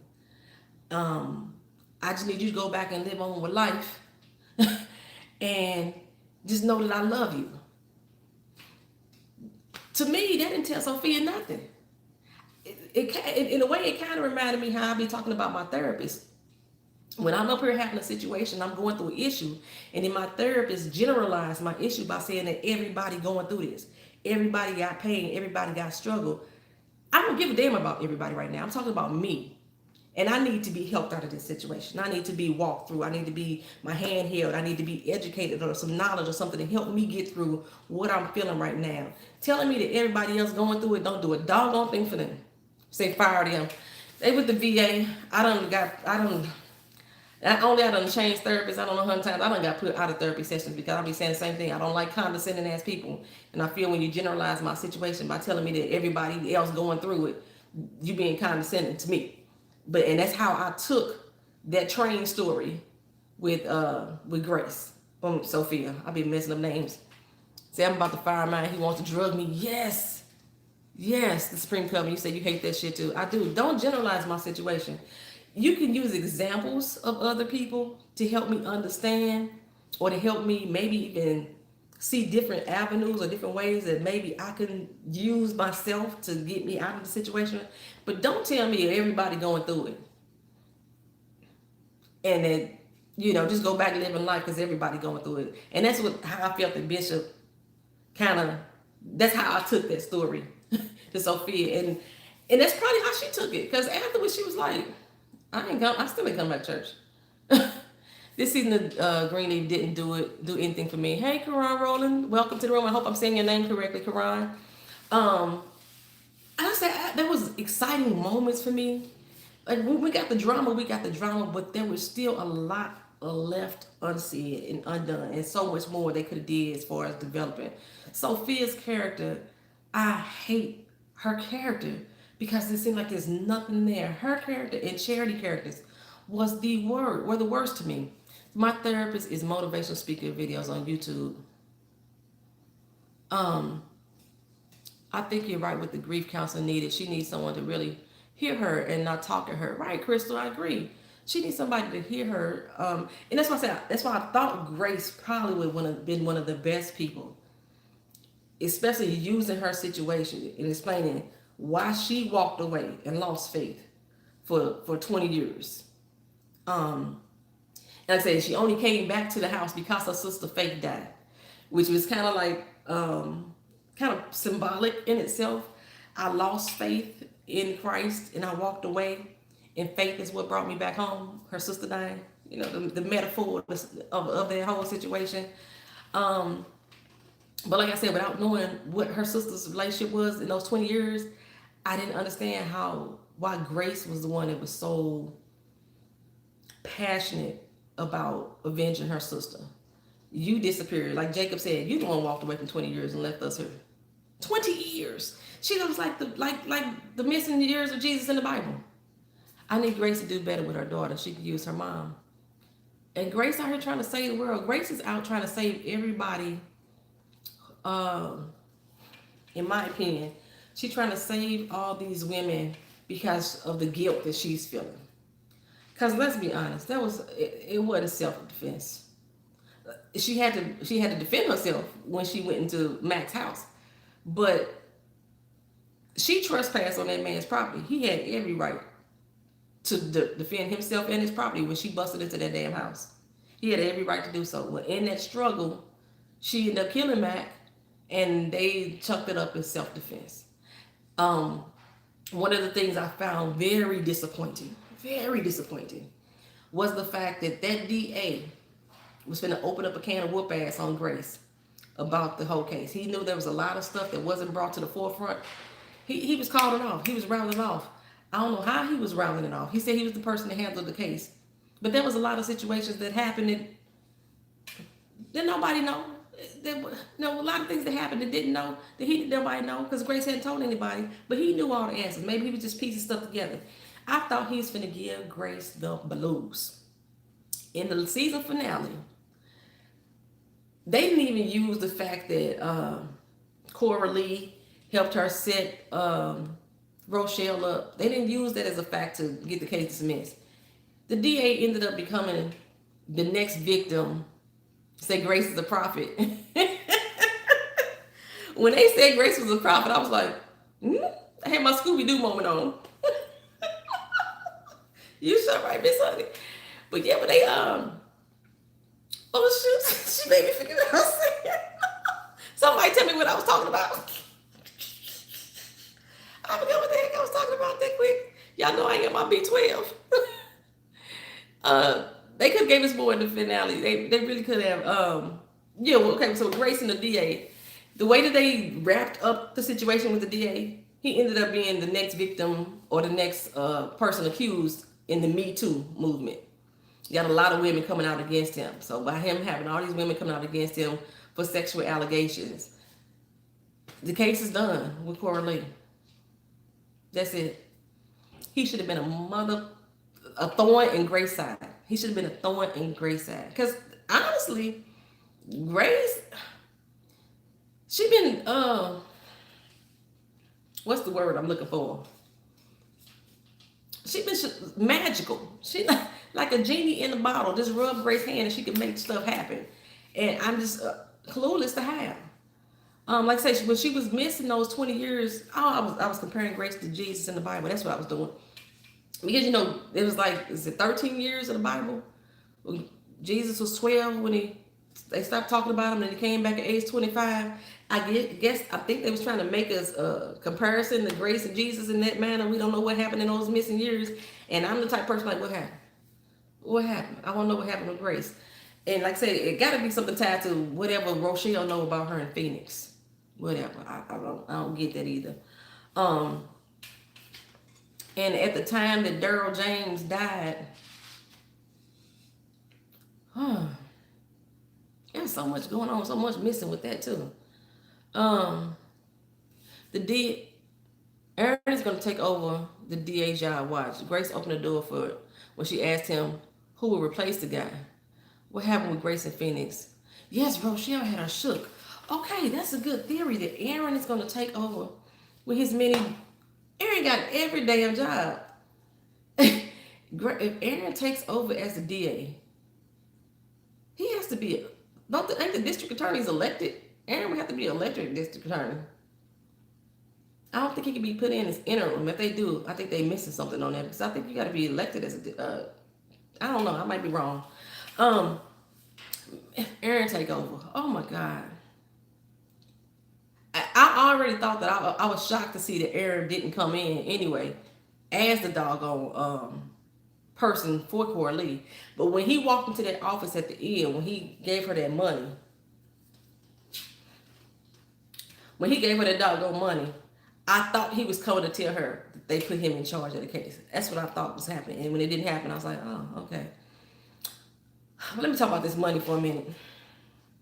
All right, me and my daddy, we was the best of friends. If Aaron's going to be the new DA, can he take down his newfound sister? Child, please, details don't matter. As her brother, he would be her saving grace. He would be right. That's true. So, with Aaron, Aaron and his daddy was supposed to have this good relationship, right? And as soon as he found out that, Lionel found out that Aaron was gay, it put a thorn in his side. Everything went to haywire. His daddy, put him out the pasture, so to speak. Okay, so they haven't been having the best of times. Now remember, like I said, from season 1 to now, season 3, it's only been 1 year. So their relationship just fell apart in this 1 year. So bad to the point that Lionel gave $3 million to the daughter that he had no business with. He knew of her. He suspected this was his child, but he had no connection to her whatsoever. He hated his son that much because of him being homosexual that he gave $3 million to Grace. And Aaron was like, oh, that's cool. I don't want his money anyway. You can have it. Get the fuck out of here. I can't believe Uncle Ray gave Grace all that money. All $3 million. And Aaron's like, no worries. You deserve it. Take it. I don't want it. We didn't have the best relationship anyway. Get the fuck out of here. He wrote it to her in the will, and Aaron was like, okay. Aaron was not even somebody that was, maybe if Aaron, they had to show Aaron as somebody that was that set in the faith that things of material nature like money like that really don't matter to him, then maybe I would have understood it a little better. You try to get married to Kevin, build a house together, and that money didn't entice you not a little bit. I ain't run a part of it. Grace didn't say, let me kick you down, son. Nothing. And then Grace, in turn, took it to her daddy and said, I just came to some money. I don't need it. $3 million. I knew that she was going to give the money to her daddy to pay off the tax bill. I knew that. That was $2 million. But she like, I just fell into some money. I don't need it though. Who does that? Who in this room honestly could say that they would have gave away that $3 million? Me and Pops would have had to square up. Me and my newfound sister, we'd have had to have an understanding. We'd have had to have a long conversation. Something, break me off something, right? Supreme Covenant, break me off something. We'd had a long conversation. Because their relationship, like I say, their relationship just fell apart in this year. All that time prior to this year. Run me that money. That ain't that right, Angel Eyes? Run it to me. We just fell off in the last year. To the point that I'm saying, you know what, I don't need $3 million. Get the hell out of here. And I was thinking, because that was another reason why I would have made Aaron step in as a new DA. Because even though he's saying with his mouth, I ain't want that money. You can have it. Daddy loved you more and he didn't even know you. I'm just hoping that Aaron was saying, this I'm going to get my damn sister back. I'm going to take this case. Maybe $500,000 would have been a giveaway. $500,000, something. She could have kicked him down, something. Maybe we could split it 50-50. I know I need to save my daddy, you know. And Grace didn't say that the money came from Lionel. Because I wonder if Bishop would have even took it. I wonder if Bishop would have took that money if he knew it came from Lionel. That made no sense. Do you think Basie, Tasha, and Rochelle will come back for next season? Give me $60,000 to pay my student loans. Ooh, Lord, don't talk about the student loans. Tasha, for some reason, I don't feel Tasha's going to come back. I don't feel Tasha's coming back at all. The way that they dropped her character off, she was dropped off. The way they dropped her character off, Basie, I ain't coming back. Don't call me no more, Basie. I don't think that she's coming back. So Basie was in the store. Now, I remember Big Swole. Big Swole was the dude that rode up on Basie before. When he walked up into him in a gas station, put down that 17 cents on the counter, Basie looked up and didn't know who the hell he was. I remember Big Swole. Big Swole would have had you hemmed up the last doggone time. They used the same character. Maybe they didn't want us to see him. Tasha gonna die next season. I don't think Tasha gonna be on the show next season. But the way that they did this, they out on this little country road. The dude followed them to the country road. Nobody really was supposed to know that Basie was back in town, but Basie took that money and he did something. So he probably went and played the books and everybody knew Basie was back in town or whatever. They never explained what Basie did with the money. I needed to know that too. Because they said they was flying to Puerto Rico. Puerto Rico is part of the United States. You can't get on a plane with more than $10,000 of cash on you. So I don't know how you was finna get the money out of the United States.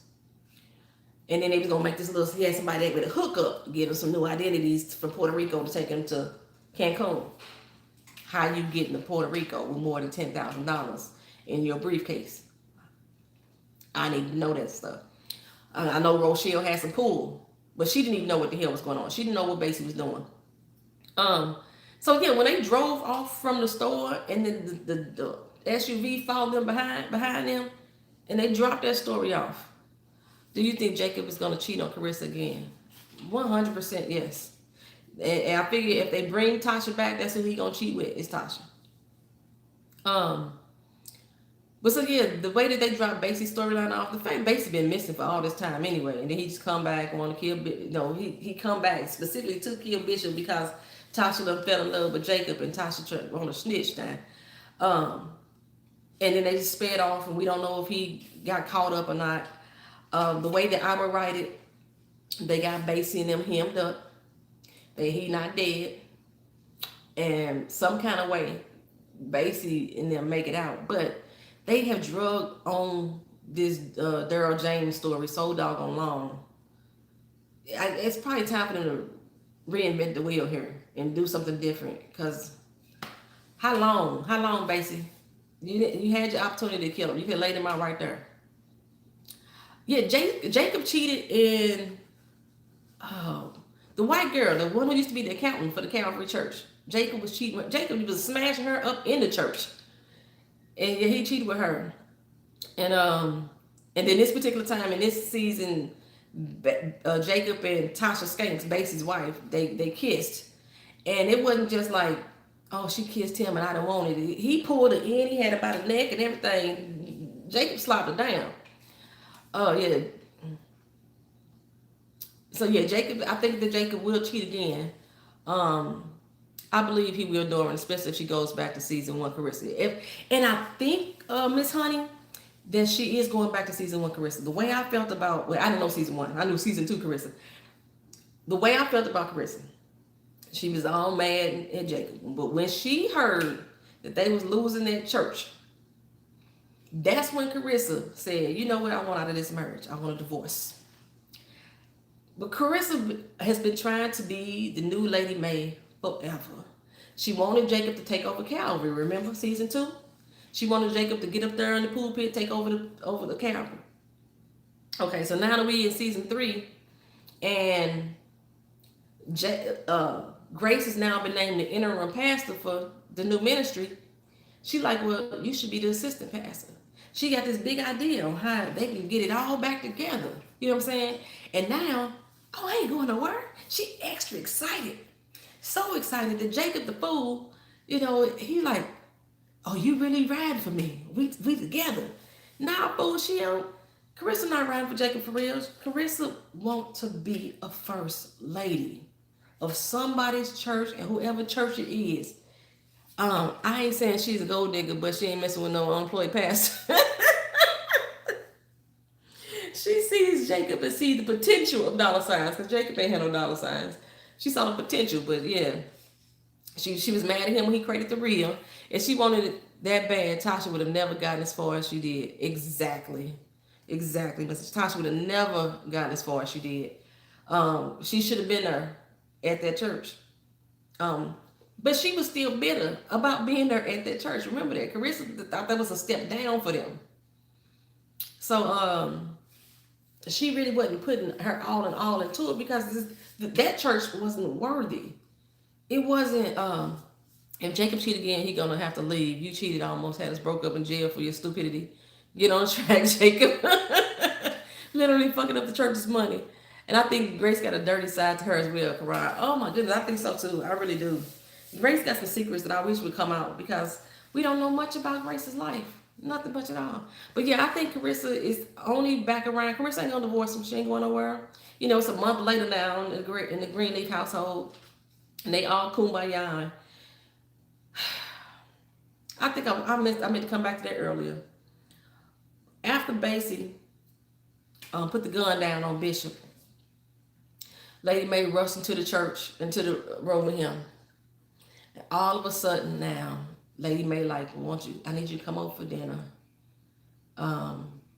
He gave her the church, like, you can have the church. It's yours. Oh, Bishop, thank you. It's mine.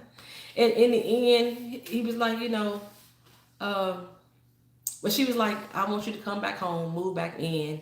It was all nice. Carissa wants nice things, so Jacob made more money. She would not give a pluck about it because she would not care. And the fact that she told Jacob to tell her you love her. And so he said, I love you.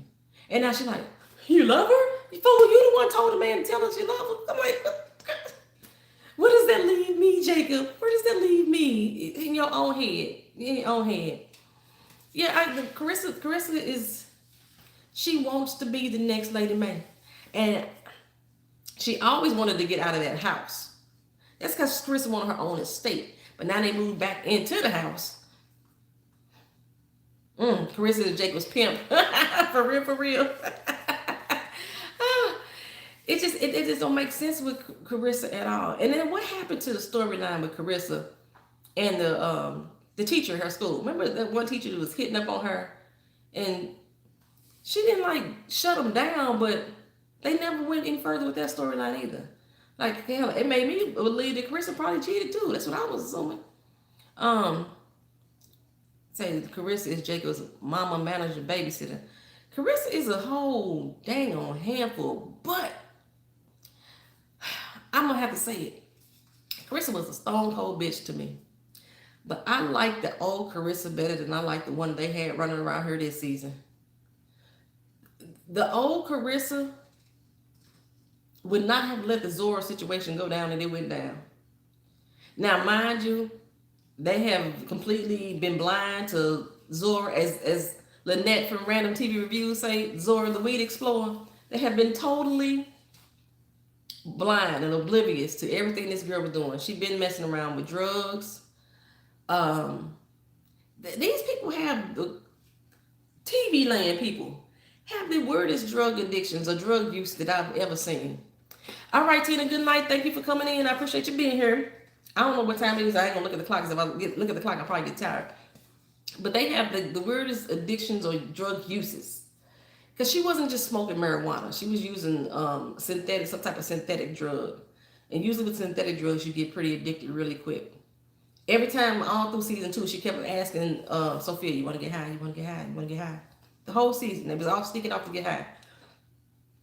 And they didn't address that issue. Like with Charity, she was addicted for a week. And all of a sudden, she's clean. She ain't went through no withdrawal. She ain't went to the Betty Ford Center. Ain't nobody sitting there with her hands going through the withdrawal stages with her. She's clean. She ain't got no desire for no more. I just open my eyes. Woo. It don't work that way. Charity was trash because she was on, like I said, she was on wine and the drugs mixed together. But Zora, she was on every type of synthetic type of drug you could think of. And she was giving it to Sophia too. But they ain't got no type of addictions. I just don't get it. But like I said, Faith had one. Faith was supposed to have a drug addiction. And hell, matter of fact, even Mavis, when they had her storyline, when she was sitting up, I called the dude St. Louis, the one that ran off to St. Louis. When she was sitting up there in the bed with him, I think his name was Tyrone or something like that. Remember she picked up his pills and she was finna start popping his pills and she was drinking the liquor too. They dropped that whole story. They dropped her story off altogether. She ran off to St. Louis to go be a manager of his band or whatever. We ain't heard not another thing from Mavis. Nothing. And came back and he called on the phone. Nothing. It just. For a minute, y'all, I was making up a whole new story in my head. I was like, Grace was Mavis's baby. Lady May stole the baby from her because she knew that baby was Bishop's. That's the story I had wrote it first. Mavis tongue cut. Yeah, I had that whole story. I was like, yep, this is her sister's baby. She stole the baby because she didn't want it to be known that it was Bishop's baby. I had a Grace all kind of story going on. It was just, I would have wrote things a little bit differently, just a little bit. I feel like I'm missing out a whole lot though. Ooh, what am I missing on? Say was trying to make it fit. I think some of the writers gotten lazy. Power, Greenleaf. Mm-hmm. Oh my goodness, don't let me get started on Power. I ain't even sure if I'm returning for next season for Power. That's just me and Courtney Kemp. we don't like each other. We don't like each other at all. I got so tired of arguing with that lady. Oh, but like I said, Miss Honey had said like in one of her reviews that everything seemed really rushed, and this particular finale was rushed. From Basie just being able to walk out the door to them chasing him down after the store. We didn't like wrap up with Sophia. We didn't really get anything else with Charity. And then now Bishop just back home.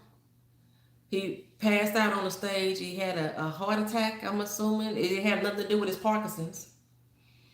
I don't know how Parkinson's developed the stages of it, but it seems that we've been more concerned with Bishop's heart than with his Parkinson's. And then a month later, he back home.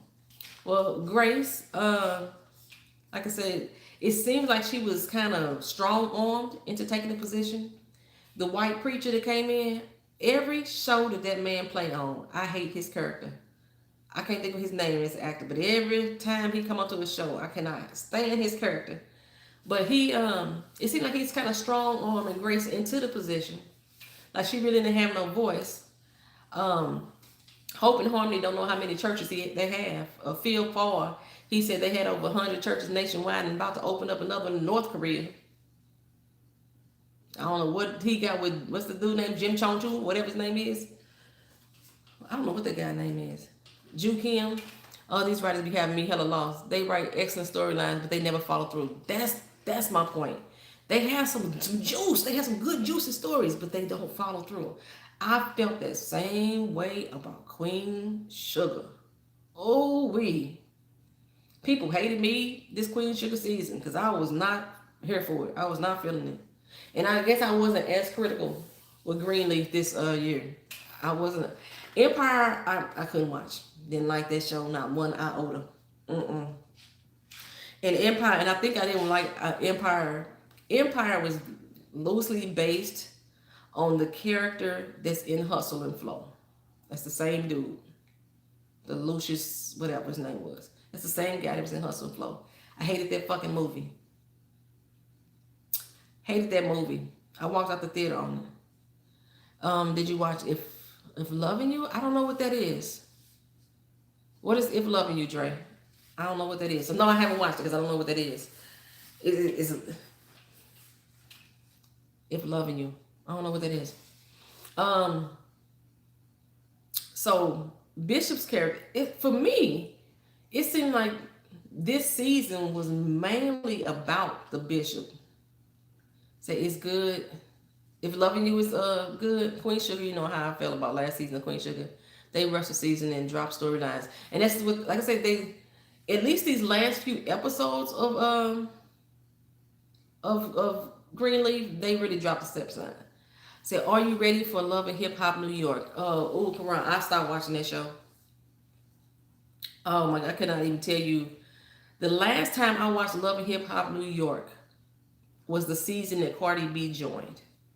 I haven't watched since. I don't even know how many seasons ago that was. And if they bring back Miami, I'm not even sure if I'm coming back with Love and Hip Hop Miami. Atlanta, I stopped watching that. The last season, I want to say it's the last season that Jocelyn was there. When Jocelyn was being messy for no reason. That's the last season I watched that. Love and Hip Hop Hollywood, I haven't. I don't know why I stopped watching that one. I don't know. If Loving You is based on the life of the writers of Girlfriends. Oh, that was the name of that. Celine McKeel and Maury Brock Akil. It's based on their life. I remember seeing the preview on that, but I didn't want to watch that because I felt like I knew them too well. Like, I don't know them personally. I haven't met them face to face. But when I was reviewing one of their TV shows, we got real familiar with each other just via Twitter. Like, they would send me inboxes about the show. They would retweet the show for me. So I would joke with them, like, I had like personal jokes. So I felt like it was like a person I kind of knew almost, even though I don't really know them. so I didn't want to watch their story, especially them still being alive.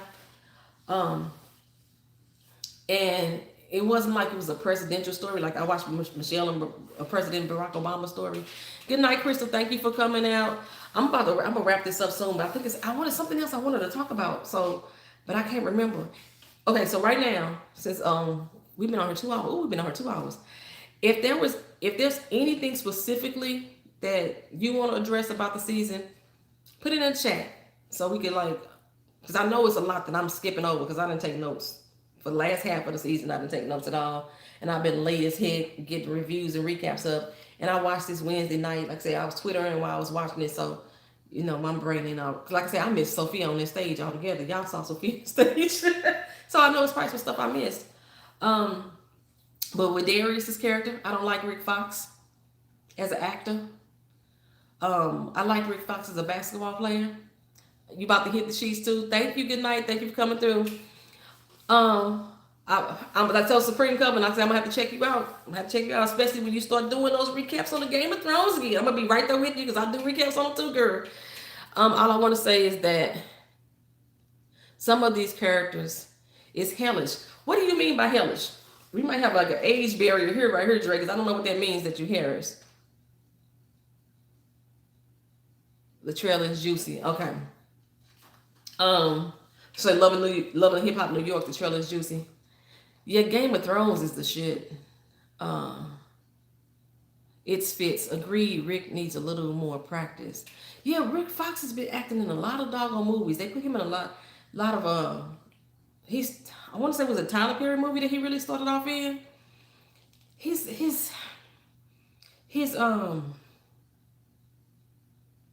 he doesn't act very well to me. He seems kind of one note. No matter what role he plays, is very dry to me. His delivery is the same, and he seems to always play the same type of character as well. He doesn't have any growth in his when they cast him. But as far as like his role on the show, I want to know if because some people were speculating that Basie and Rochelle's other sister Tara was possibly his wife. Because Rochelle seemed like she was too familiar with him for real to me. But I guess because he went out there and found the home, the adoptions where they were fostered, that they try to make us say, okay, he was a good guy. I don't know. I just don't buy it. But that would have been good if Tara was his wife. Because maybe his wife died and their sister supposedly died. And for a long time, I told y'all, I thought Basie was going to be transgender. I just thought he was going to be Tara. I thought he was the other sister. and they explained really fast in the last episode how all of a sudden Basie came to be. Yeah, the sisters used to talk about him all the time at the foster home. Which is weird, The sisters were so close to Basie when they were little. He was a child born out of the wedlock of Daryl James's wife, when Rochelle and Tara had the family. But they were really close to Basie while they was little, before they went to foster care. But Daryl was, let's say he was the caretaker at the church, and Bishop only knew of the two daughters. Now the son is so close to the two daughters, but he didn't know that he had a son. It's just that didn't make sense to me. It didn't make sense to me at all. I'm like,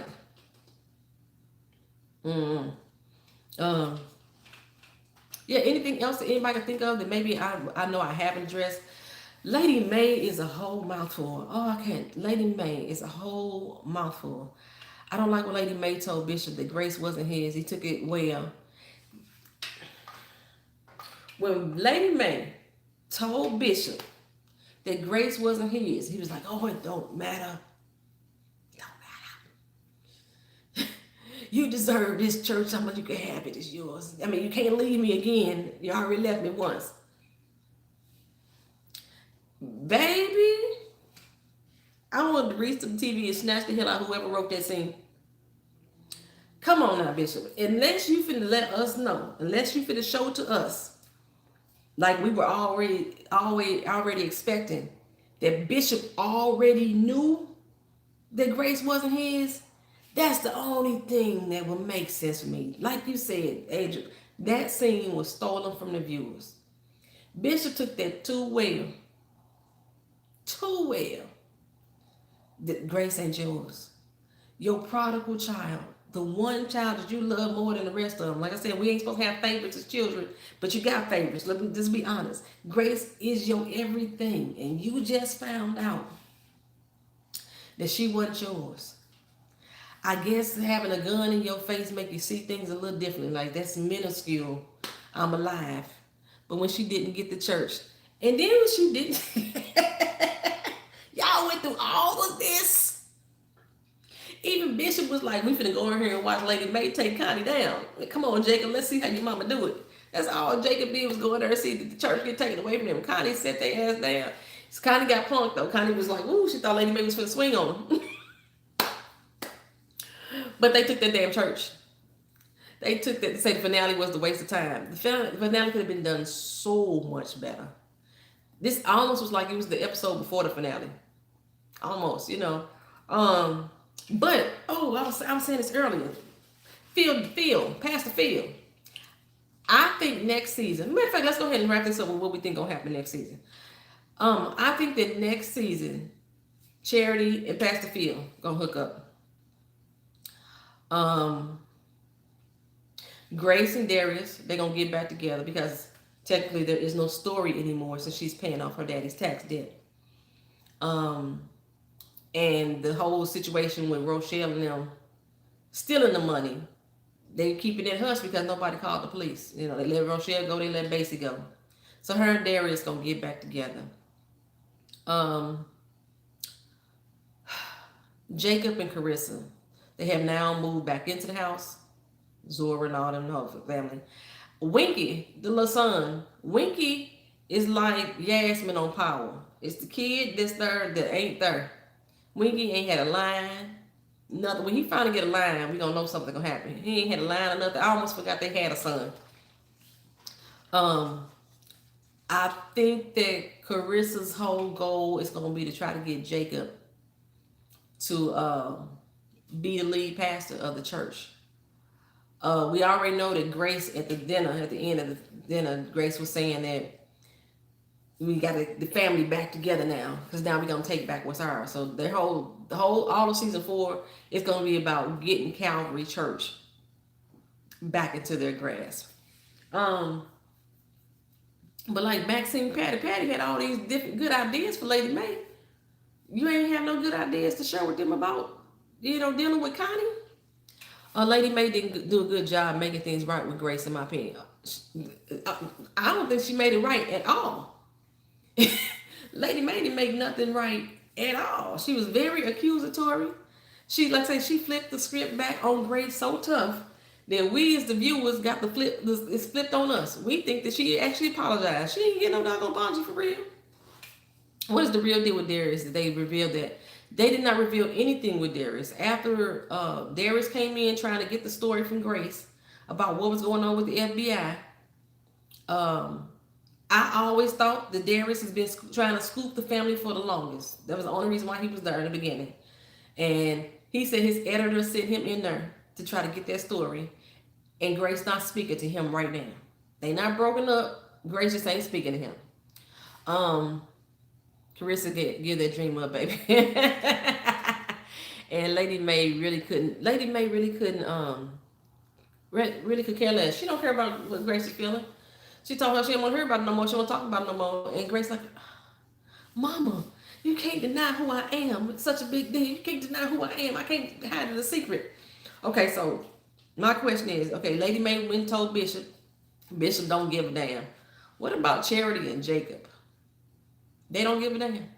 Because this is the reason why I think Carissa is going to try to take the church. Try to help Jacob take the church over altogether. Because as of right now, it seems that Charity and Jacob don't know that Grace is not Bishop's child. And right now she's supposed to be sitting in the rightful heir seat, I think that Jacob at least would take it personal that Grace is getting to take this church. and he is the bishop's son. I think he would take that personal. Um, the fact that Charity wanted to preach. When Charity gave her little introduction to Lady May, that was probably one of the best preaching I've heard on this show in a long time. I was like, maybe Charity should preach. They dropped that off too. So I don't know. I guess Charity's still gonna be trying to find herself. Still, season 4, she's still gonna be trying to find herself. Um, I don't know what they gonna do with Faith. Yeah, I can see Carissa plotting that. It just makes, and I think that Zora would be in on it. Like she's back into the house. Like it's her and Sophia cool again. But I would use if I was writing this and I was trying to take over his church, I would use my daughter Zora, who very manipulative her doggone self, to get whatever information she can get out of Sophia to figure out how to bring Grace down. Be falling Grace. Something like that. I don't know. I just so many different storylines. Lady Man Bishop, they back together. I don't. They made it seem like Iyanla was gonna come back and start trying to counsel Lady May. I don't know what's gonna go on with Bishop and Lady May. What's gonna be their new story? Is it just gonna be his health? Like I said, they were so focused on his heart, but are they gonna really make his Parkinson really flare up now? Like, what is gonna be their new story? They're gonna be working together. Together, they cutthroat together. They cutthroat together. Who else's story? Zora. Zora really ain't got no story for me either. Somebody had mentioned before they didn't think that it's over with Isaiah. I think Isaiah's done. And the whole time that he really spent away from the show, Isaiah was on Insecure as another horrible rapper there. Yeah, I think Isaiah's done on the show. The actress that played Lady May, I love those mean roles she played. Lynn Whitfield is a beast. She is a beast. I do believe that they should get some type of awards for this. Rochelle Cross, LaToya Luckett played the hell out of that character. She played the hell out of it. She stayed in character. Her character stayed in character. She played the heck out of that doggone role. They should get something. Isaiah needs to be done. Isaiah's story needs to be done. Zora needs something new. She needs something new. And I said, I guess she's not going to Spelman now. You know, she's back here. They made it seem like the Spelman thing was such a big deal to her. And now she's back doing what? I don't know. She 18 now. I thought Sophia was 16, 17. So she ain't finna be, they can't bring her back and be 18 too. But like when they bring the show back, it's usually only a couple months have passed. We already did a month time jump now because that's what the dinner was a month later. And everybody back at the table all kumbaya together. Mavis needs to return. But if Mavis returns, then what will her story be? What will be her issue? Is she still just holding hate for Lady May, for her upbringing, for the way her mom and daddy treated her? The fact that, I mean, if y'all remember, Lady May took Bishop from her sister. Like, she is mad about Bishop cheating with Mavis, but Mavis and Bishop was together before Lady May was. Before Lady May entered the picture, before she got with Bishop. I remember that. So, if they bring Mavis back, they need to bring it back, but I'm not sure what's the best effective way to incorporate her into the storyline. Because, like I said, they need to reinvent the wheel here. They need to do something different. We can't keep dragging on the tired stories and not finishing the ones that had the meat to it. The meat and the gravy. We need that. So, well, I'm going to wrap this up. Anybody else got any ideas what they think going to happen next season before we wrap this up? I'm not putting up a separate recap. Like I say, it's been so long since I've watched the show. And normally I would put up a separate recap. But I'm not going to put up another recap. Because I didn't take notes. And I can't remember the order of everything. Basically, didn't put the gun on. They didn't kill Bishop. They let him go. That's why Grace should have been Mavis's baby. Yes. Grace should have been Mavis's baby. I think they finna mix Aaron more into the story, which that means we're gonna see more of Kevin. I really have not been caring about Kevin at all ever since he did his disappearance. They didn't know what to do with his character, so that he disappeared, and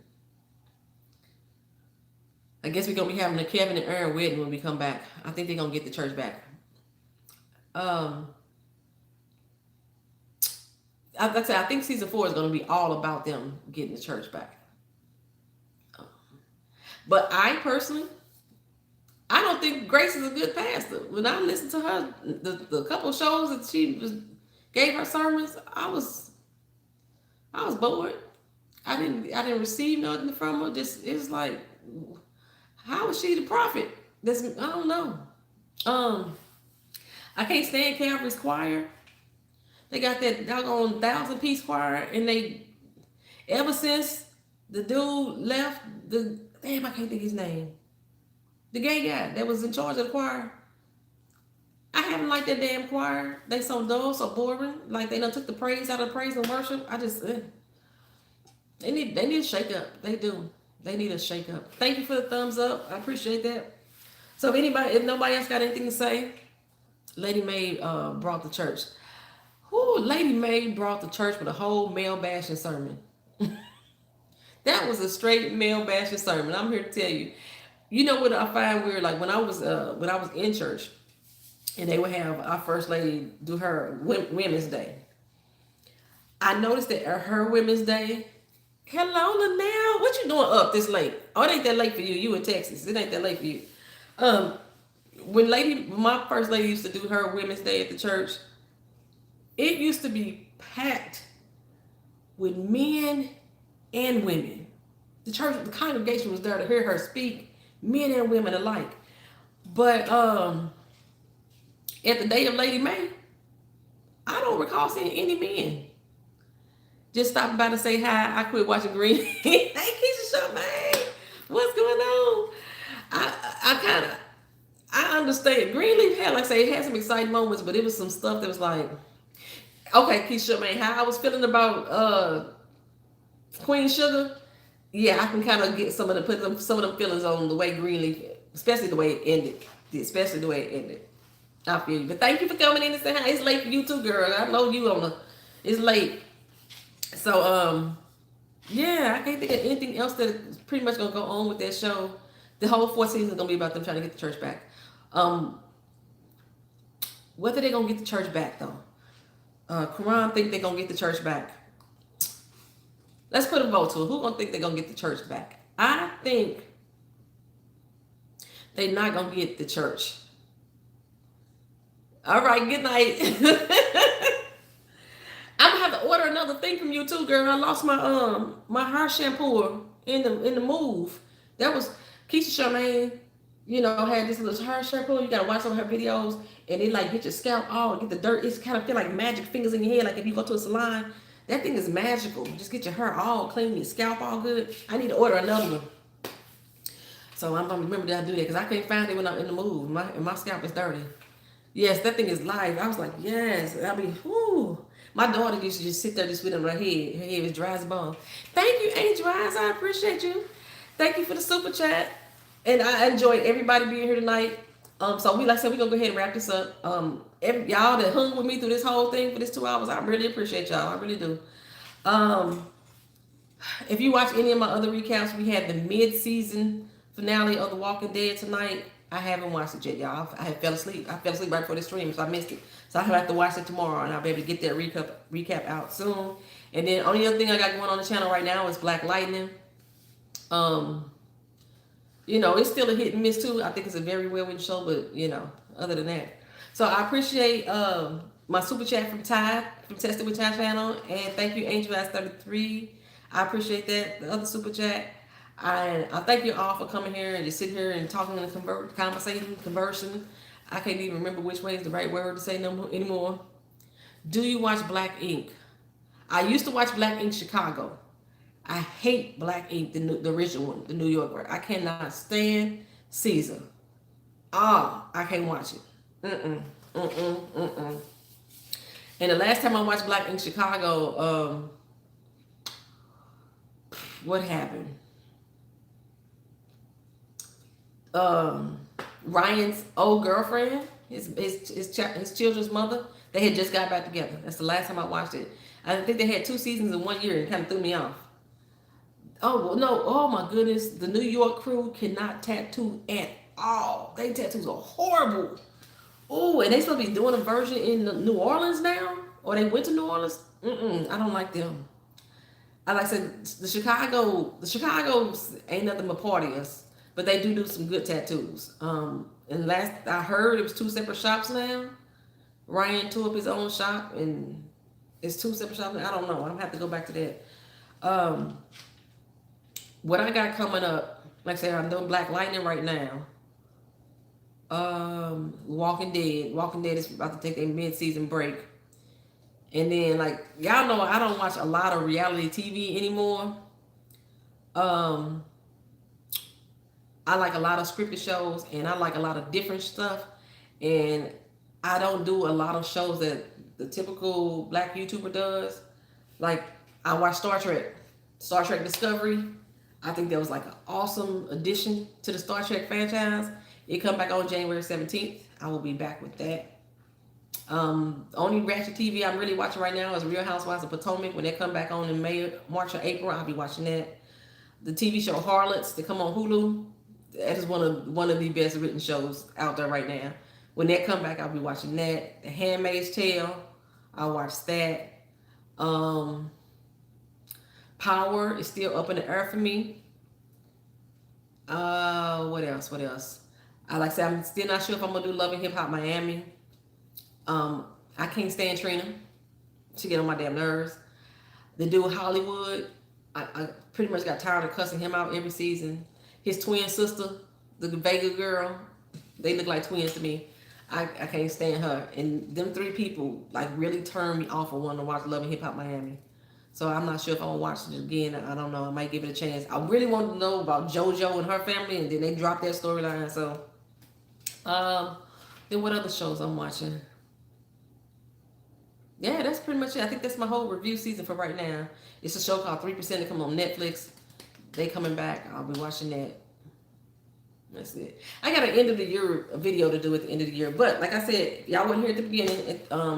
My grown folk session. Grown folk session, I talk about sex and relationships.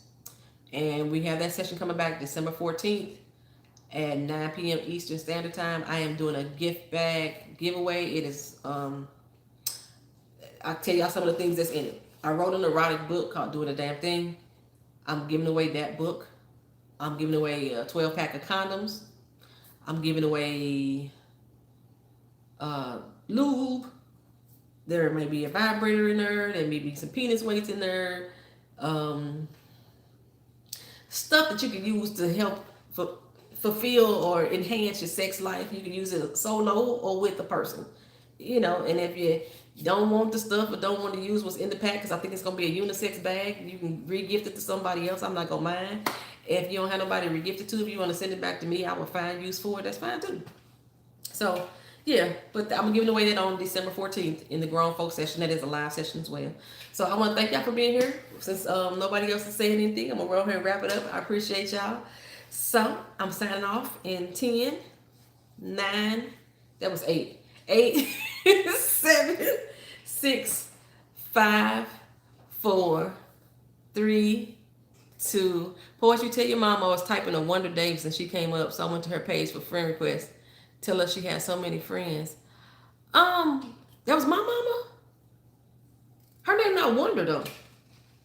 It's not like it's just Wanda, like WANDA, the country version. But she do got a lot of damn friends, especially if you're on Instagram. My mama got more Instagram followers than I do, and she's a mess. My mama's a pure mess. So I might invite my mama back for the last grown folk session. She was in one of the first ones. I might bring her back for that too as well. So we'll see.